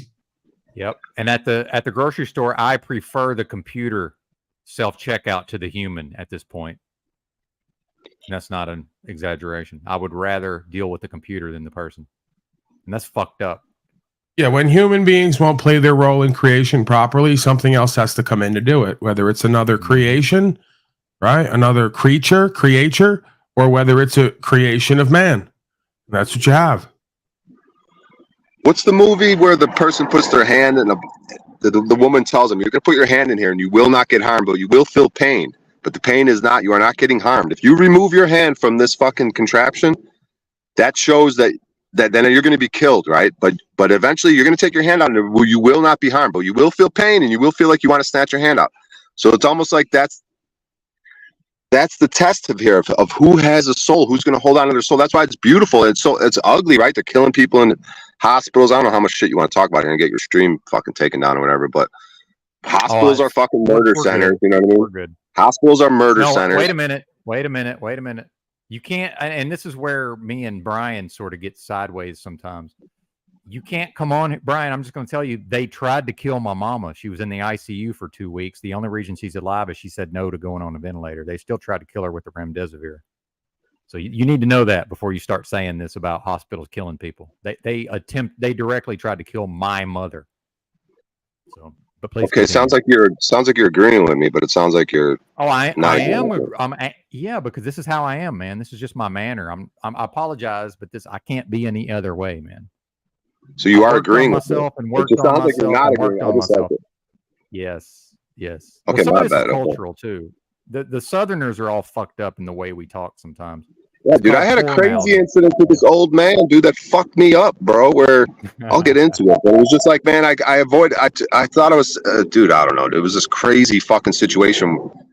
I'll fucking tell it sometime. I may have told it on Paul's thing, but the point is that, like, okay, with the world being murder centers, right? The hospital, like, look at the inversion. A place where you're supposed to be loving, caring, attention nurses, a beautiful nurse in an outfit who's going to care for you. Like, those nurses, a lot of nurses, actual nurses, end up dating dickheads because they have a natural fucking caring attitude. But the world's so inverted that they end up with these fucking narcissist fucking scumbags. Every bitch on Bumble is a fucking nurse or a teacher, a good loving soul who ends up with some fucking asshole. Fucking, what's my point? The point is that the world is inverted, right? We got all this crazy shit. Let me see if I get back to it. Well, Brian, can I help you out real quick? Yeah. So we're in these so-called truther communities where people are woke, and I don't mean leftism. I mean like understanding and awake, supposedly, you know. But then, so we all on some level understand how horrible the medical system is. It's a complete fucking nightmare. But then we have Benton with his issues, and a large proportion of these so-called truthers continue to attempt to get me to seek medical treatment. Fuck that. Please continue. And I'm not angry with you. Oh, I think I know where I'm going with my personality. That's all right. Yeah, I think I know where my thread was going. It's like, what I was trying to say is, like, in the midst of this complete and utter insanity that it seems like, there's a beauty and just a fucking wonderful winnowing, dude, of in the midst of, like, death incarnation. Like the way I look at it is, like, you might as well just see people getting beheaded, swords chopped off, heads rolling around, blood everywhere, and I'm just casually walking, going, this is the most beautiful fucking thing, because it's like, yeah, you gave up your soul, you fuckhead. Like, fucking, this is just beautiful. Watch, look at your head just roll down the fucking hill because you fucking you are an idiot. Like, what the fuck, dude? It's a beautiful test. It can't be any more simple. Cynthia, how the fuck, Cynthia, can you defend this fucking shit? Fuck you. And then we just take that right there, right? We take Cynthia. Just use her as an archetype of most fucking people in this world, right? They're afraid of death, Brian O'Shea, while they create their own death. The man who lives in faith makes death one of his friends. Yeah. And when you contemplate death, my contemplation of death invigorated me, gave me more life. Like, all these, like, taboo, the darkness, the void, the scary, death. Don't talk about death. Don't fucking... Sexuality, Brian O'Shea. All of the dark, scary, challenging, testing, taboo subjects folks can't reconcile that they go to their misleaders to help them with. The ones fucking the children and murdering, oddly enough. Right, so you're going to squeeze the tube of the fucking tube of sexuality, right? That, like, instead of daily just squeezing a little out and brushing your teeth and staying fresh on your sexuality, no, squeeze it, hold it up, block it off, and then it's going to squirt out through the bottom, and pedophilia and fucking transvestites reading to children and fucking whatever the fuck. It's all going to leak out of the bottom of the tube because the pressure's building up. Yeah. You're Borging just because of how fast you're talking, but this thing about questioning doctors, I think, is an interesting comment, and part of it is that if I were to try to go into a hospital with my personality, there's no way I can't just tell that doctor exactly what I think of him or her. And they will remove me because I won't be upset or angry or agitated. I will tell them exactly. Yeah, and it's just another what thing. When I them look to at out be. the world, To their face. here's To their face.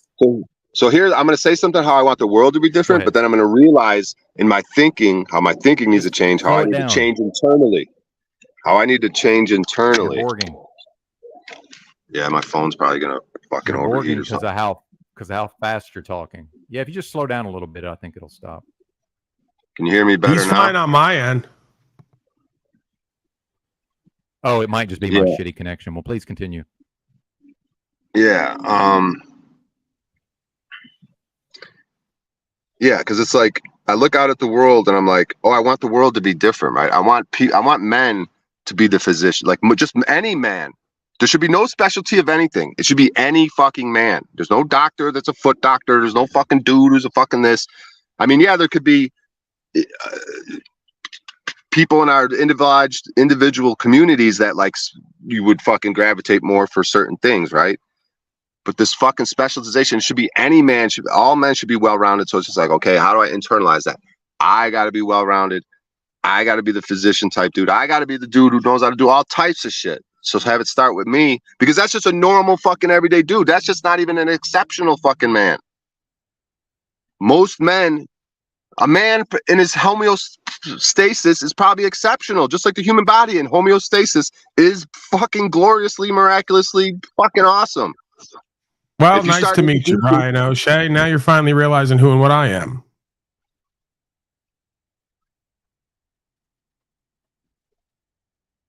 Right. You're just you're a man, right? Just like the Christ. The Christ was probably showing us what a man is. Like, it's just like in the beginning was the word. No, was a word or any word.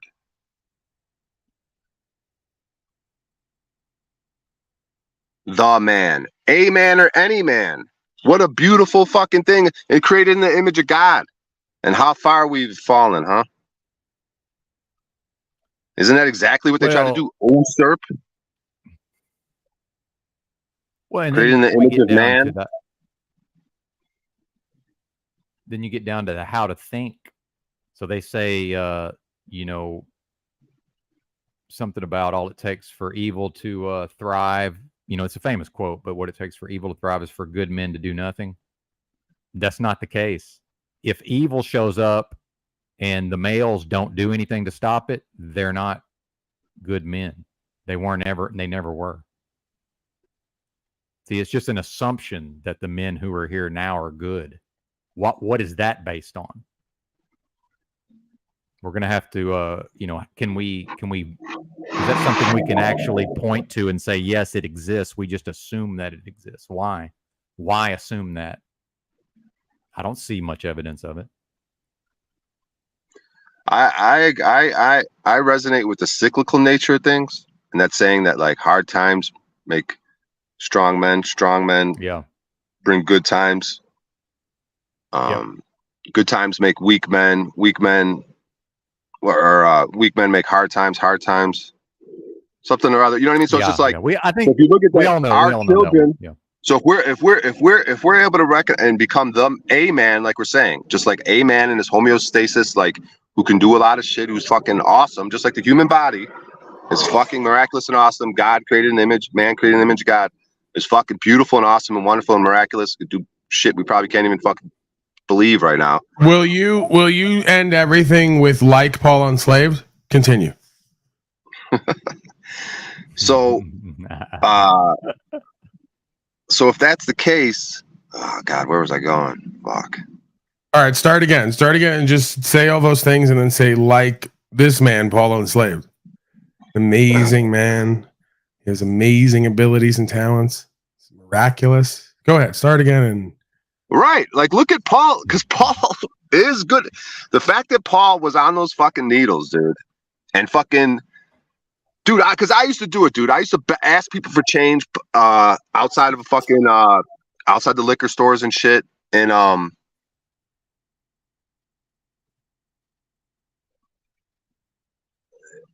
yeah, it's like the meek shall inherit. It's like, it's just a good example, dude, to for us, for if you're doubting yourself, like, oh, I'm fucking not good enough to fuck. No, dude, like Paul is showing us what a man is, what any man is, right? So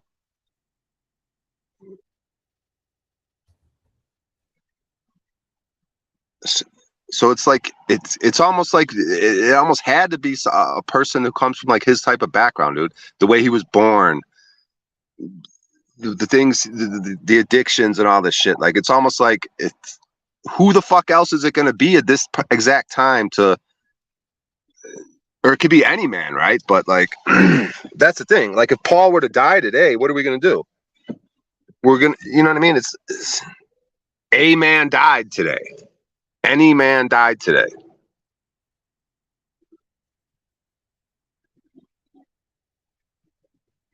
Yeah, and that's yes. I know what you mean. I know exactly what you mean. So if you're looking up to Paul on a pedestal, and you're able to you're looking up to Paul on a pedestal, but go ahead. I'm saying anyone. I'm not talking to you, Ben. I'm just the royal I you. know. If any of us are, if I'm looking up to Paul on a pedestal, yeah.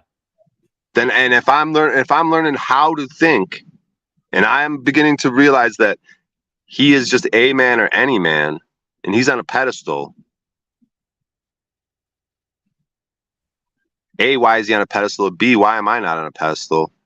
B, the truth is there is no pedestal. God is the pedestal, I guess, in the image of God. But then you.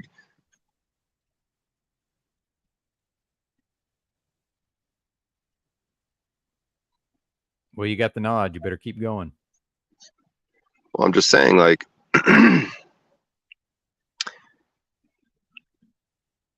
choose your own adventure, right? How do you want this motherfucking thing to play out? It's a simulation, right? You know that. You're really, the void is where it's at. The darkness, the void, the calm, the nothing, right? But you don't want to be there. You want to be here and play and have fun, right? Well, play the fucking game. Choose your own adventure. You're going to choose to be a bitch. I'm going to choose to be a bitch, a fearful fucking bitch, fearful of death when I know that death, the void isn't death. It's the everything. It's the Akashic Records. The fuck am I fearing? What the fuck are you talking about? Well, the word is avoiding, avoidance, which means to go away from the void. So they say, stare not into the void or you'll become the void. Maybe that's what they want. Maybe they want you to avoid looking into the void and then reconciling and going past death. See?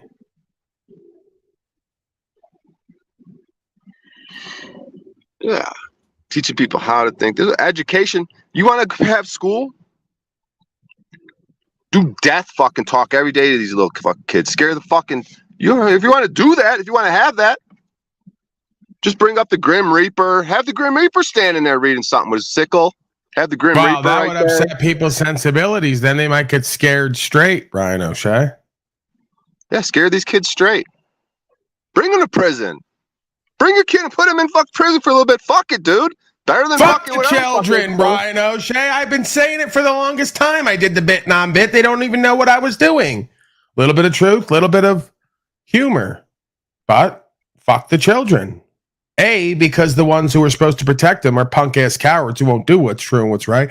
B, the only way out of that is for these children to suffer till they stop choosing their own suffering based on what was put on them. Throw the kid in the pool. Yeah, we're going to have to learn the hard way.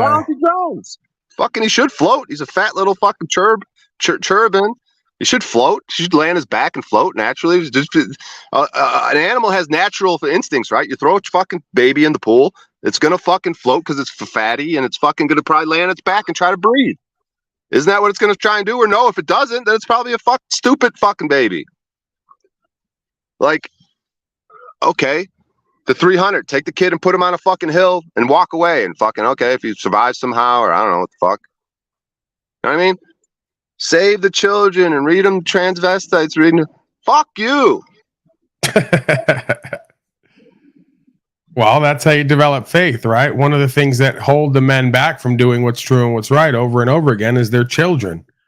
So in order to get over the fear of doing what's true and what's right with attachment to the children, as a Spartan would say, it is practice detachment and faith. We're going to leave the children out there and we're going to see what happens. Sounds callous and cruel, but there's a bigger idea going on there, it would seem to me. Yeah, absolutely, man. It's like, what do we got to lose, dude? Oh, we hear all these stories. Oh, the Mayans used to you bring your baby up and they chop the head off and it rolled down the fucking. Well, maybe that was a ritual to say, hey, man, we don't give a fuck about these kids. Quit being. Maybe it's just to show people, like, hey, man, you guys want to fucking play games? Protect the children, save the children. Oh yeah. Here, watch this. Chop all the fucking heads off. There we go. How's that feel? You want to play your fucking games? Save the children? Well, I'm saving them. I'm showing you. Like, these motherfuckers, dude. Well, this is where they asked me, Brian O'Shea, when they ascertained that I was of superior intelligence compared to the rest of the cattle. They brought me in for a second test. They said, would you kill newborn babies to save the planet? And I said, no, I'd rather it all burn. Well, in their logic, when they kill the newborn babies, they're saving the planet because they're introducing you to who and what you are and what you've created, up close and personal. Wouldn't that be the only way to save people, is to show them what they're creating? Kill the children. Isn't that how Shaitan teaches? All the people who say that they're supposed to be godly and or have rebuked God completely? There's a form and a function for everything in this realm, including death and the devil.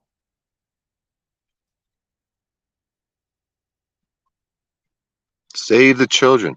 I'm a woman and I'm offended by what you said. I don't feel safe with your tone and aggression.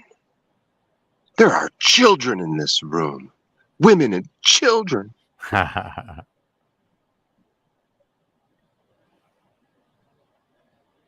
Oh, is Paul got a... Okay, cool. Yeah, I was reading the chat. He upset her and the baby's crying.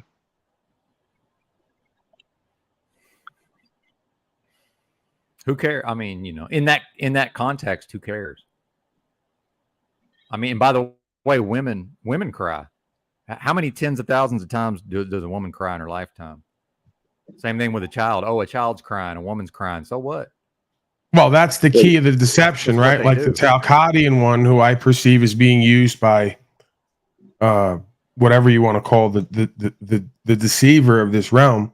They get you to say love is all there is, and they get you to believe it's an emotion rather than an action space, so that you can get overly emotional, because men who are overly emotional are more manipulatable.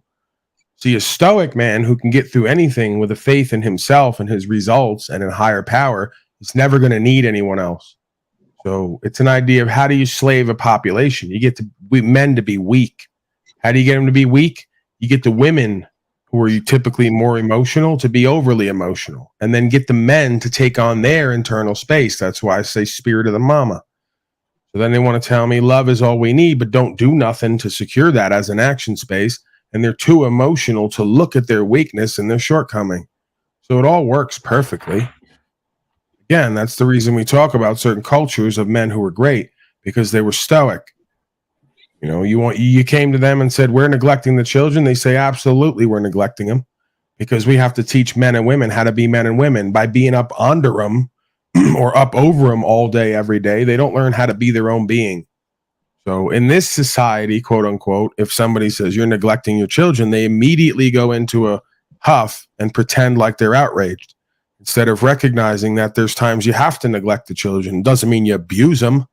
It means you don't stand over them and lord over them. You let them become their own beings and learn the hard way in life so they can do and be better. If you never let them learn their own way, the hard way, then they're going to do it your way, or the way it's always been done, which may not be the right way. So there's a little bit of humbleness, again, that comes into that. You ain't God. And it's best off looking at my journey, right? Even though all things happen for a reason, you could argue I needed everything to be the way it was. Their way was not the right way for me, and I contend not the right way objectively. So they did not do me any service by not neglecting me, right? They didn't give me the love and care that was needed. There wasn't the action space. And then they wanted to tell me who and what to be and what to do. So if you're not going to love and care for me, and you're not going to support me in truth, I'd rather you neglect me. This way I can find out my own way. Well, and if anybody's familiar with the origin story of Genghis Khan, if that was a thing, according to history, he started out very early on by doing something that would be considered unforgivable. He was attacked by bandits, him and his woman and his child, and he had no choice if he wanted to live but to abandon them and escape, and then later became one of the greatest men of all time. But he would have stayed and died trying to protect that woman and child in that scenario. And I don't think a lot of people realize that. Well, that goes back to a conversation I had with Jennifer where we were watching this thing about these tribes people. And the tribesmen were coming up over the hill and they were going to kill whoever was there. So the man said, well, I'll die and let you go on and you'll go get help. And she said, okay, no problem. So, I mean, there's a couple ideas there. One, if you let women and children go off, they're probably going to die anyway in the old world because they would need a man to secure their existence. If you killed the man of the house, the women and child were going to die or become property of another man anyway. With that said, you have to wonder about a goofy bitch who, when you tell her she can go off and you're going to die, says okay and runs off. You would think that a woman, thinking that you're the man and serving God, would want to die with you if she was an equal. But again, when you got a punk-ass coward beta boy who don't serve nothing, attracting a beta girl, you tell her to go off and let you die, she's all too willing to take you up on that offer. She's about saving her own ass. If she was any kind of real bitch, she might say the opposite. Hey, I'll stay and you go, because I ain't going to make it anyway. So I'll let them rape and kill me, and you can go on and continue to do what you do and spread that good knowledge and information and game and live it. You could argue it both ways. Why, if we're spiritually equal, does the weaker physical being get the easy way out in all circumstances? Just like the idea of the Titanic. Oh, women and children first. Really? So you're going to send out boats of women and children into the dark ocean with no men on them? Great idea. You might want to rethink that. Mm-hmm. So you have to wonder about people who are leading and guiding what their real motivation is. Might just be to disempower and kill off all the strong men and let the women and children go out into the world so they can become property of someone or something else. Bingo.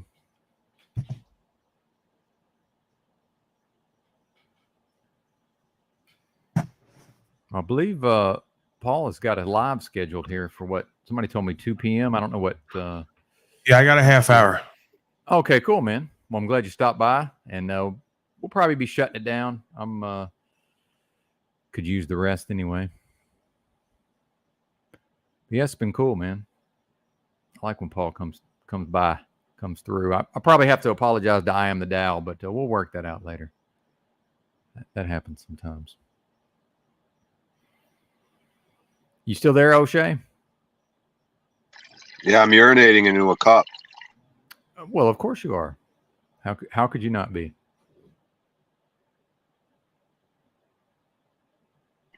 Probably going to drink it. Shout out to the chat, by the way.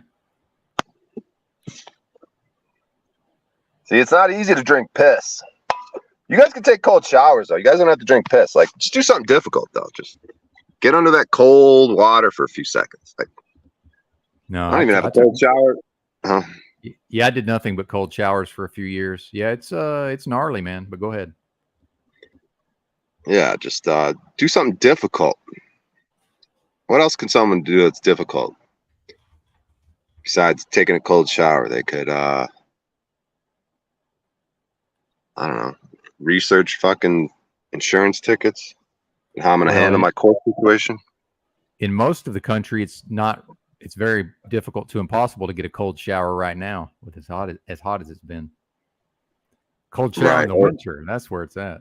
Or you could force yourself. You could make a little ice bath. You can make put ice cubes in the tub, in the bathtub. Oh, yeah, absolutely. You could figure a way around it. But what other little difficult things? From personal experience, though, make sure to clean your tub thoroughly if you're going to use your bathtub, because there is fungus in there, and it will get on your skin. Ask me how I know. You're saying to be in a bathtub of any type of water? It seems like warm water would be more fungal. No. It's more of a well, I should say this: the tubs I was using was like it wasn't in my own house, right? So I guess it would depend on how sanitary is one's own, bathtub. But there's a potential there.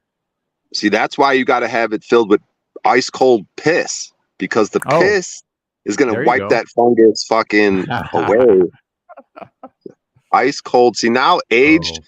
You guys think I'm fucking stupid, dude. But if I get some like 15, 20, 100-year-old piss, a whole tub full of it, and put ice in it or something, dude, or fucking whatever, dude, and fucking people are bathing in shit and it's great for their skin, dude. It's literally the fountain of youth, probably, dude. Dunk Paul in there. Dunk my old ass, and dunk lube ass in there. Well, Sophia Burns says that she always rinses in cold water at the end of the shower. No, we're talking cold the whole way through. No hot at all. Cold the whole time. Step into it. But we got to give her credit, dude. These people can't do anything. That's better than nothing. That's better than nothing. Yes, better than nothing. Right. These people in chat, they could barely fucking type out of their mother's basement down there, dude. I mean, come on, let's give them a break. Fucking. Well, I think that's overly general. I would say there's a percentage. Hey, man, you were talking earlier about, this spiritual warfare, and I was doing podcasts about those topics, over 3 years ago. And part of that is I very quickly realized that a sizable portion of the audience is literal hoarder shut-ins. So let's not forget that. But it's not everybody. But some of them don't leave their house even before the fake pandemic.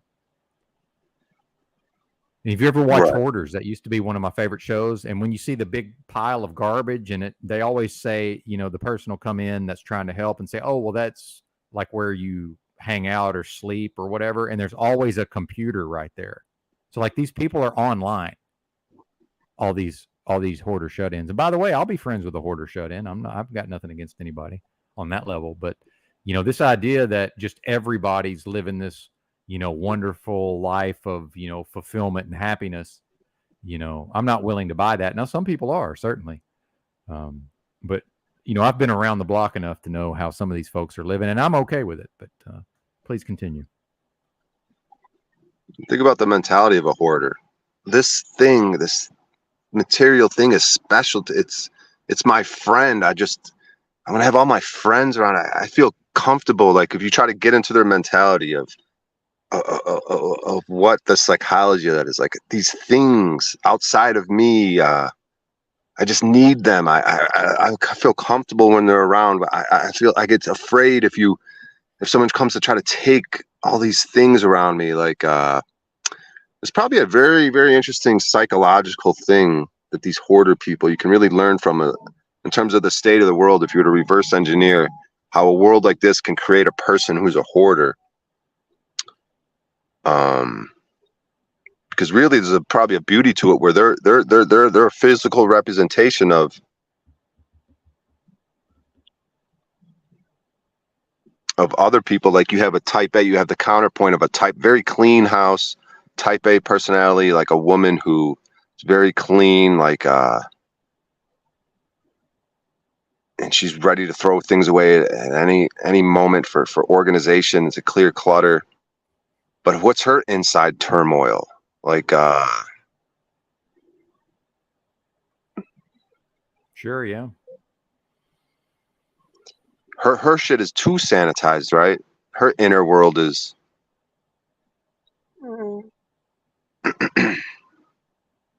I don't know, man. I'm just trying to on the fly. Just think about. You brought up hoarders, and I'm on the fly, just trying to do a psychological breakdown of it. But well, psychology itself, I've read a book about hoarding, and psychology believes that it's actually rooted in perfectionism. I know that sounds insane, but that's what psychology claims.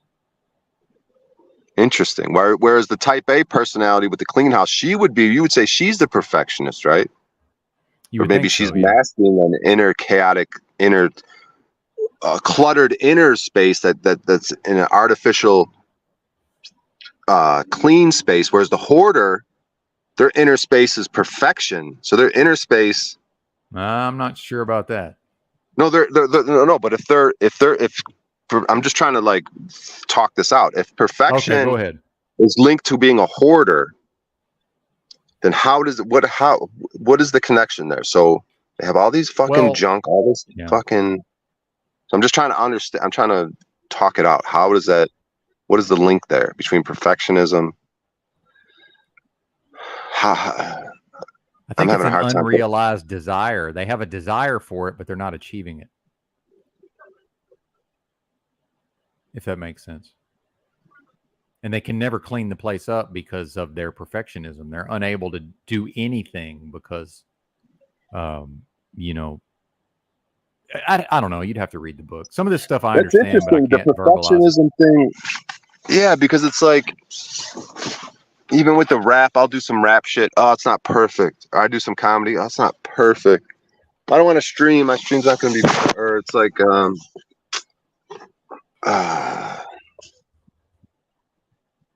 it's a fear thing, that perfectionism, right? It's a perfectionism. If it's not going to be perfect, I'm not even going to try. Now you're on to something.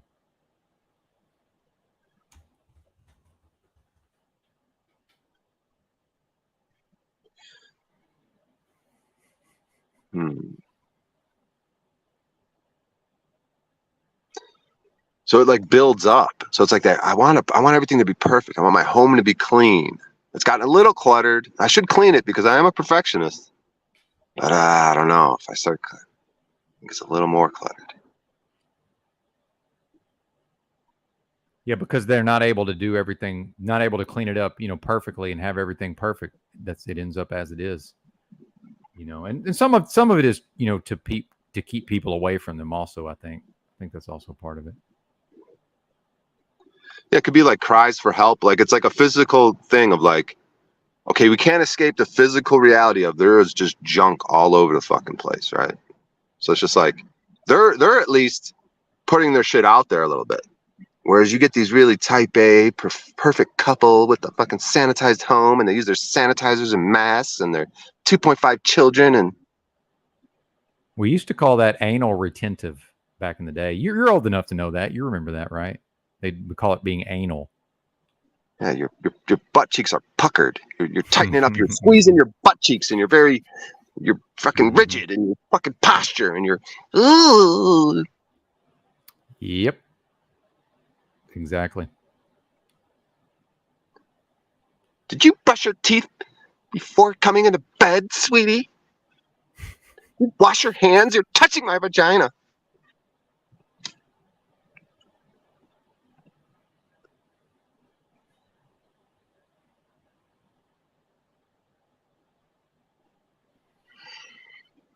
Yeah, man. Well, Paul's got to go live at some point, and I have to. Yeah, 16 minutes. We might as well hang out until he cruises over there, and then I'm going to shut it down. This has been enough for me today, anyway. That's the thing. When I go live, I never really know what my energy is going to be, and I'm trying not to whine and cry about the health stuff. I'm just saying, like, if I go 7 hours, that's kind of like because I was able to. But then, you know, being new to streaming, you know, after taking 6 weeks off or whatever it was, you know, that was a little different because I had just returned. But I'm planning on going back to more of my habit of wrapping up right about the time Paul goes live, if possible. I think it works out good that way. But as always, if I want to, I'll continue. I'll always reserve the right to do that, of course. Thanks, NJ Jeep Girl says she's glad I'm getting back in the groove. I'm working on it. I've been blessed to have Mr. O'Shea join us a couple of times recently, and then Paul swings through on occasion, which I'm always happy to see.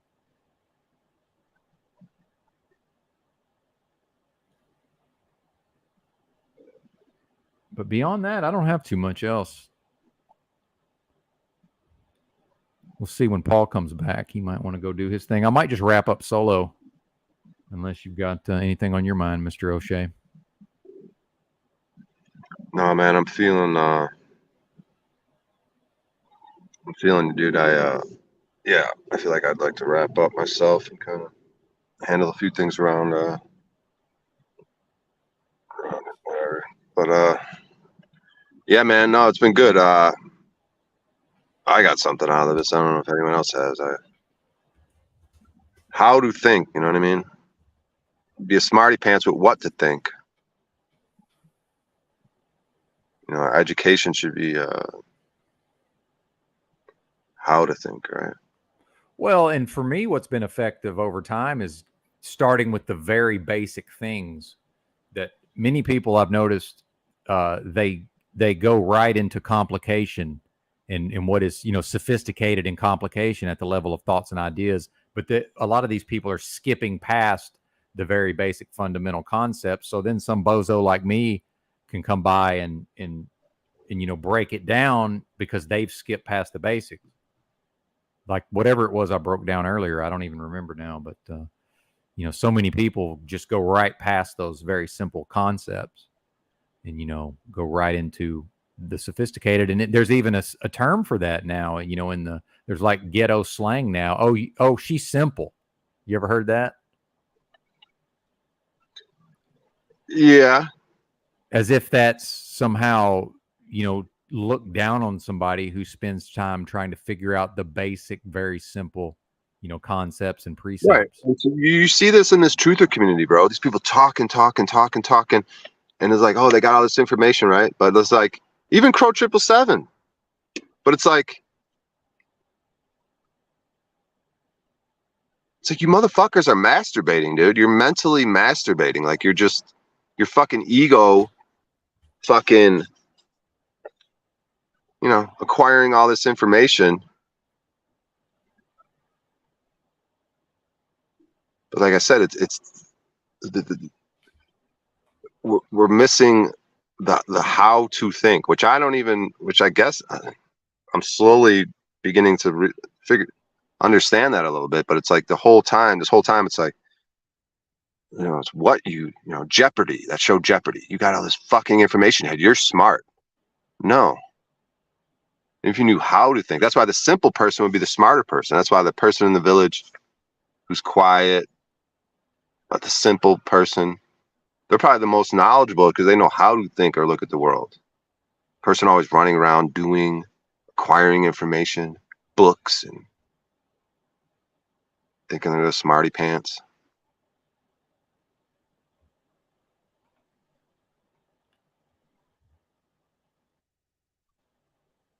Yeah, man.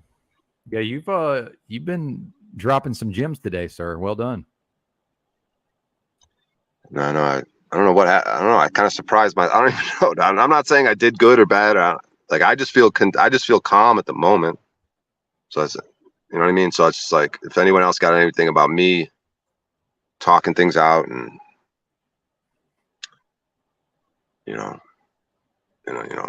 thanks to Paul and you for setting this up to have a platform to where I could talk this out and have some back and forth and come to some understanding. Yeah, man, absolutely. I love that. It's not this specifically, but it's these sort of ideas and concepts and discussions. That's what keeps me having a like a passion for life. Over time, I have my episodes and struggles, but that's really what keeps me going day to day in a lot of ways. And I've always been that way, I think, since I got into my more into my middle age anyway. I can't say forever, but they had the $1 billion prize yesterday, right? Yeah, and nobody won it, so they're gonna have it again. Right, but check it out. Oh, for $1, you could get the $1 billion prize, right?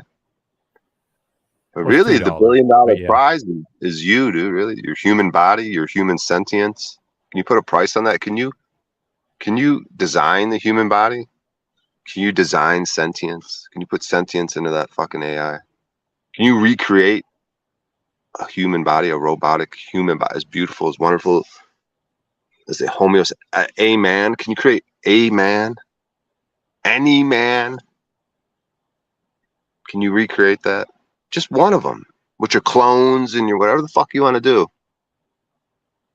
Can you recreate it in the image of God? Or can you recreate it in the image of man?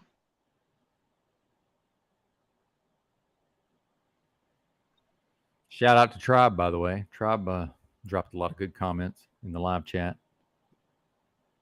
RT also for being here, much appreciated. And then shout out to I Am the Dow.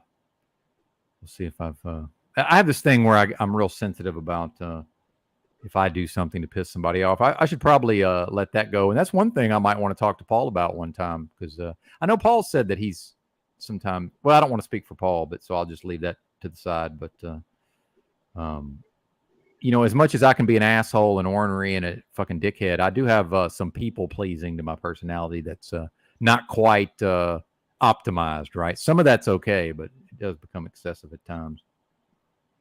Just overly concerned about such things when really what's it going to fucking matter?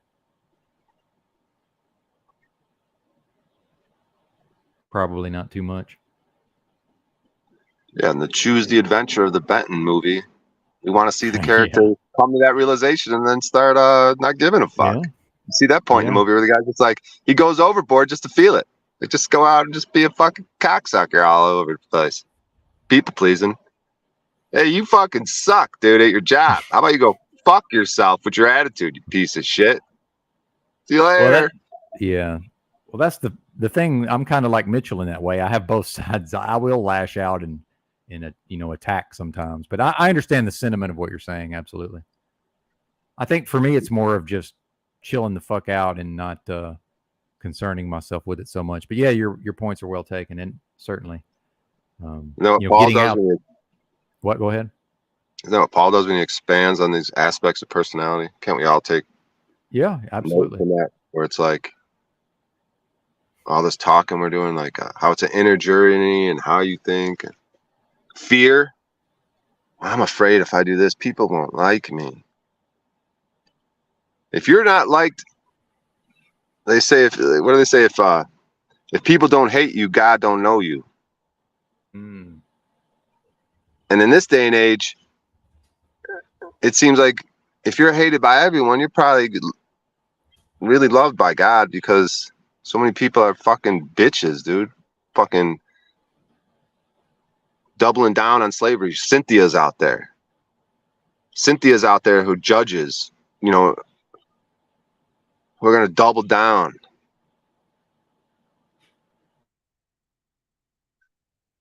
They're going to hand their soul away, dude, in this movie. Currency and power. Isn't your incarnated soul the ultimate power? The only thing? Your incarnated soul in it. And God bless them, dude. I didn't know you could take someone's incarnated soul, or people could give it. Or it feels to me like you They're could lose animals that anyway. shit, Let them lose their souls. But go ahead. Yeah, it feels like what a horrible thing that would be if you were given this fucking incarnated soul, dude. The greatest thing maybe you could ever get, and you squander it, dude. And you give it away, dude, or fucking lose it. Like, well, but in the spiritual warfare context, then we get into those who can be redeemed versus those who cannot be redeemed. And I'm not speaking in a Christian context. My belief is that at a certain point, the being in this life has fallen to such a level that they're beyond redemption. But I have no way of showing that. But it's really just a visual representation of the simulation, because they're not human, dude. They're not. They're showing what is not real. We're saying the Cynthia same thing. Is not real, dude. Cynthia should just fucking die, dude. But that's because presumably, and I don't know the specifics, if what you're saying is true, that being has fallen below that threshold. So you're actually agreeing with me. But yeah, or we're agreeing with each other. Yeah, all of a sudden I'm arguing with you when I never tried it. Dude, that happens to me a lot, where I'm agreeing with someone, but we're arguing. It happens a lot. Yeah. And one day... and I just made that statement, Cynthia should die. Okay. Well, she's going to one day, but I'm not calling for that. But I'm just saying, like, dude, to me, it's like you're not even a human being. Like, what are you? You don't have a soul. Like, or it's like you can't see these last 3 years. You can't see. You're gonna double down. I could see if you got mistaken, you got fucking, you got tricked. But you want to double down now. Any motherfucker, any Cynthia, any man, any woman, You know what I mean? We're getting back to the anything. It's not a Cynthia. Cynthia's the archetypical, but she's the one that wanted to make a presence. She's the one that wanted to come on for months. And then she's the one that wanted to double, triple down on that fucking stance, on that subject. Well, and she's a representation of a larger people out there. She's what the majority of the fucking world is right now, that we have to fucking deal with. You know, I never not had a job. I'm just a good person and blah, blah, blah. And I'm going to double down on this fucking thing. You know, most fucking most of our parents aren't family members. Oh, I just worked my whole fucking life and I took the fucking advice and fuck you. Indeed, sir. Fuck them. Absolutely.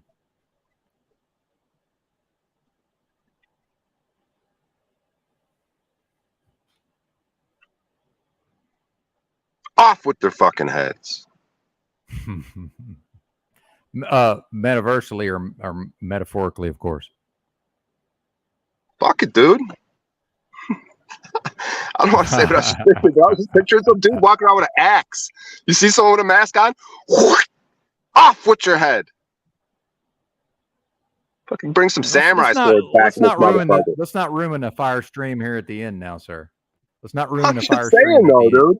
You go to a doctor and he prescribes your grandmother remdesivir, slit his throat. He just leaks out in the fucking room. Hey, 56 episodes of a podcast. You're literally doing my podcast right now. I covered this 3 fucking years ago, man. Right. It's nothing news under the sun, dude. Way bigger, way more people. Listen to this, O'Shea. O'Shea, listen to me. When the thing was happening, way more motherfuckers from all over the world went to my website and listened to me break all of that down than I've ever had come to my YouTube. Way more. All over the fucking world. Oh my God, they're slaughtering doctors. Humanity. He's just slit his throat right in front of everybody. What the fuck was that? Yeah, he was 80 years old. He didn't give a fuck. And when as soon as he heard remdesivir, he just slit his fucking throat. He's like, fuck it. I had enough of this shit. I'm old anyways. Stabbed him right in his gut. I mean, I don't need to get all fuck crazy, but it's like,